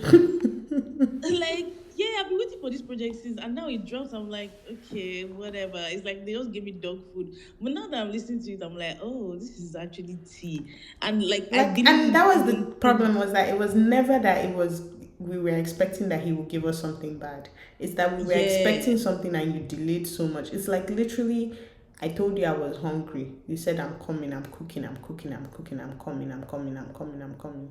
Next then after everybody else has fed me and I'm full, then you're coming back to tell me, okay, here you go, come on. You throw the plate. I'm so sorry, I've moved on. If I didn't listen to this space today, I wouldn't have even thought of it like that. I would have just thought maybe I was tripping initially, because I was like, what's this disconnect? Like, but now I get it. That's the disconnect, Dante. Quality is always there. Intensity is something that, I don't know, it's always a lot. Now that you mentioned, I just went on my page to check my search for Lojay. I also that this guy announced that he's dropping a project on the first day of 2024, and I was begging this brother almost every month. I was waiting every month. Imagine me waiting a year and a half for something to drop. Okay, you go keep your team. Can't lie. Real life, you have to. Our very own Frank River. I love Lojay, man. I love that. Frank Stream. Lojay, be careful. Enjoy like this more. There is a 3 sessions with Lojay. One of the things he did after I got the album, performed some songs from the album. I'm sure it would let you guys appreciate some of the songs more. And also appreciate him as a performer more. Yeah, and I think that's where the disconnect is that people think that being disconnected from the album means we don't rate him as a performer or as an artist. I genuinely think Lojay is one of the best we have. And I genuinely think there's nothing that I need to necessarily watch or consume to make me a bigger fan than I already am. What I am saying is, not right now. I'm tired. I've moved on. I'll come back to you when next I'm ready. That's literally what it is. Like, I don't think there's anything I will watch that will make me appreciate him more, make me a bigger fan, because I'm already a fan. And I think almost same thing would have happened with Buju too. Like, if that boy changed the date, or I would just be like, okay, I'll listen to it in 2028. Like, that's what would have happened, bro. Like I say the same thing all the time about different artists. No matter how great, how talented, how awesome I think you are, if I'm over it, I'm over it. I'm so sorry. I'll catch you when I'm back on your level, your time. And that's it. Okay, lovely people. We have quite a number of things to go to today. Okay. We still have a lot of new music. I'm just gonna call out a bunch of names, and people can tell me what they think, how they feel. Young John dropped Elumelu. Cool, lovely. Love it. Did you like it? It's a Young John song. That's what I have to say. So Dante, let me build on this. It's a Young John song, but I'm seeing evolution there if he's serious. Okay. He served us the same rice. He has. Doesn't mean it's bad though. Oh yeah. No. It's not a negative thing. Young John has a good sound. Yeah, he has a good sound, but I finally saw evolution, and I think it's evolution in the right direction. The evolution I saw was in both beat selection and delivery and cadence. Oh yeah, the beat was definitely like different. Yeah, it was different from a young John. Yeah, he went. It's still dance music, but like it's. Yes. Yes, okay. You get what I'm trying to say. I wanted to really emphasize that, and I kind of like that he did that for them. It's been a while. I appreciate you calling me out on that, because I think me just saying the Young John song doesn't give enough nuance to what I heard. Yeah. So, yeah. Okay. Oh yeah, it was good. Lovely. Black Sheriff. Swagger. I enjoyed it. I enjoyed it. Too. I feel like Black Sheriff is tapping into one of his influences, 0706. Cool. I one part of me at first felt like this would have been a good interlude or middle. No, because it's flat. It's almost like there's no drop. There's no. Yeah. Listen, I know what you mean. You feel like an intro or like an outro. Yes. It's a link song or a starter song or something, and I think he's gonna kill us when he drops the full thing, the full project. He does weird stuff like this, and I love that vibe. And he also did something about his vocals and his delivery that was like, okay, he's trying to do something different. He took out some edits or he sang differently in a way. I can't explain it, but just know. You call it evolution. Maybe he has a new style. Yes. Yeah. Let's call it evolution. Maybe I don't listen, because I didn't listen to the last album. I listened to like the first album, and I love the writing on that. But this writing is different. Even the structure of the song. Yes. Like you heard what I heard. Like there's just something new about where he went with this that is still very signature of his, but everything's still different. I like what came out this weekend. I want to just keep going better, man. Right on. Okay, lovely. Young Legend featuring Joeboy and Abefe. We're back again. Joeboy is about to sign that kid. Are you sure? Young Legend collaboration. That was going to happen. I will remind you guys on this. You see, nobody comes from that Mr. 80 school. That's not so business savvy. That would be fine. So that is the second artist is going to sign. Yeah. Joeboy will sign up, and you see, bro, I prefer.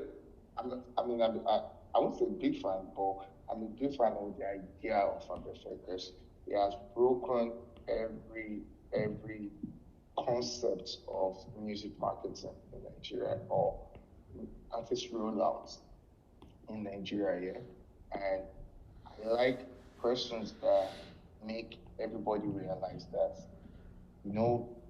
as much as we do artist plan, marketing plan, release plan, there is still something that just comes naturally to the listeners and the audience, that they will decide that, fuck your plan, fuck that 10 million, 20 million budget, this is what we're from with. And I prefer is a total example of that. And the fact that talent also is not lacking in that particular concept makes it so beautiful to witness. Yeah, I mean, this is his third release, I think, third or fourth year. He had two singles and one feature with Oshamo, and this one with Joeboy. And I can tell you that in those two features, a lot of persons go back to that song because of him.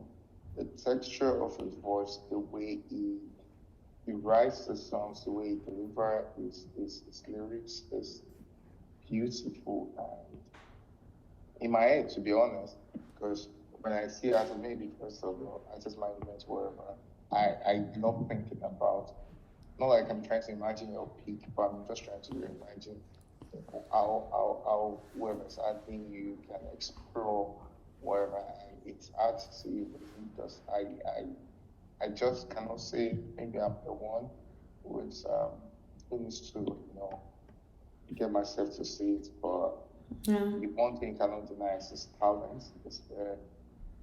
Now back to this particular song, I don't know, Joeboy is Joeboy is Qing, one of the best guys that knows how to do the melody.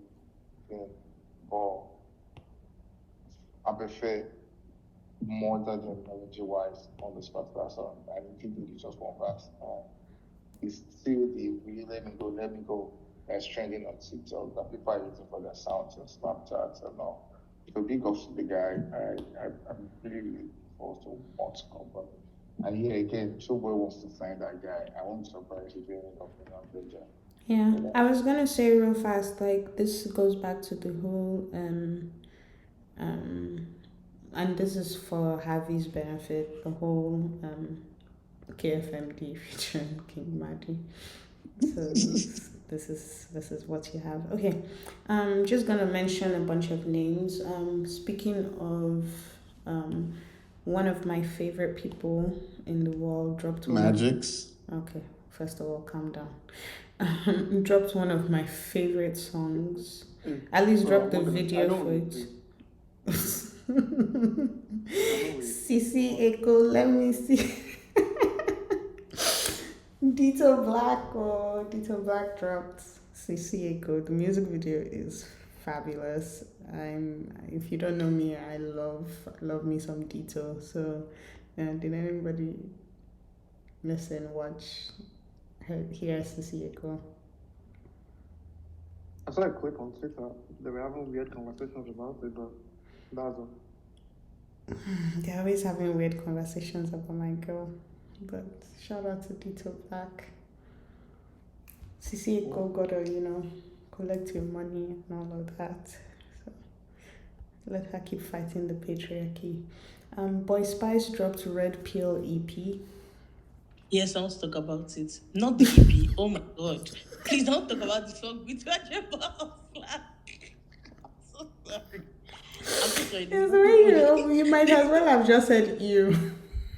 No. There's nothing funny about not listening to the EP. But okay, let me walk you through why I listen to that song. So, I make playlists every Friday, right? And there was this weird discussion over the guy.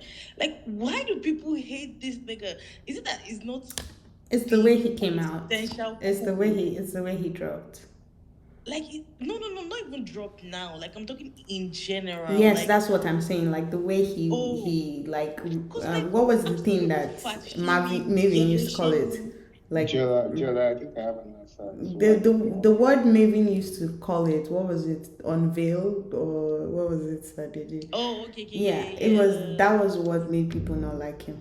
Because I'm why are they fat shaming this guy? Why are they yellow shaming him? What's happening? I don't think I feel like people. Okay, I might be wrong. Let me put it down first. But I feel like people don't appreciate artists. Sorry, I can barely hear you, 9V. You said people don't appreciate what?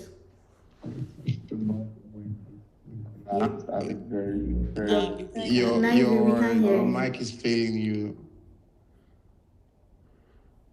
How about now? Oh, better. It's better. All right. I think I have seen a lot of persons that appreciate artists less because of they have a very strong structure behind them. And I feel like they would appreciate the artist more if the artist had been an independent artist. And one of the biggest victim of it is this guy. Can I be honest? He has had some bad records. Can I be honest? I agree with you. No. It's one of the good ones out there. And I agree with you and your take. I just don't think it applies to Boy Spice. That's the issue. I'll tell you, the moment people vocally mentioned how they did not like him was when he got unveiled. And if you remember how he got unveiled, you remember that he did that whole bit where he had already been in the Maven structure thing. He denied it. And then he dropped media evidence that it was untrue. Yeah, he denied it, and then he did that whole where he did that video where he was singing and people were like, oh, this guy is up and coming on that blah blah blah blah blah. And then Maven unveils him as an artist, right? And that was the beginning of the chaos for him. Like from that moment. Wait, sorry, but like we have somebody in the industry that ended up having later success, but he pretended to die.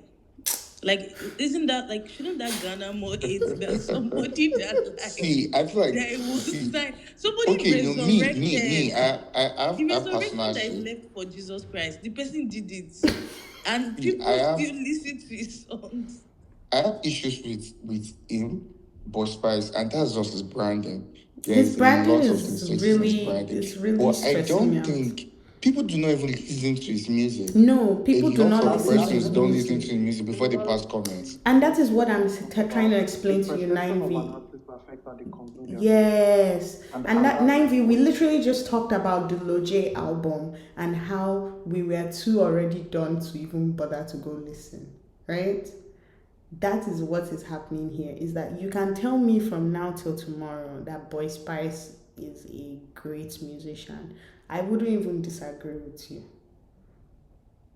But am I listening to it? No. And the way people view an artist is what determines if they will go and listen. So people already view him a certain kind of way. They're not going to go listen to his music to find out if he's good or not.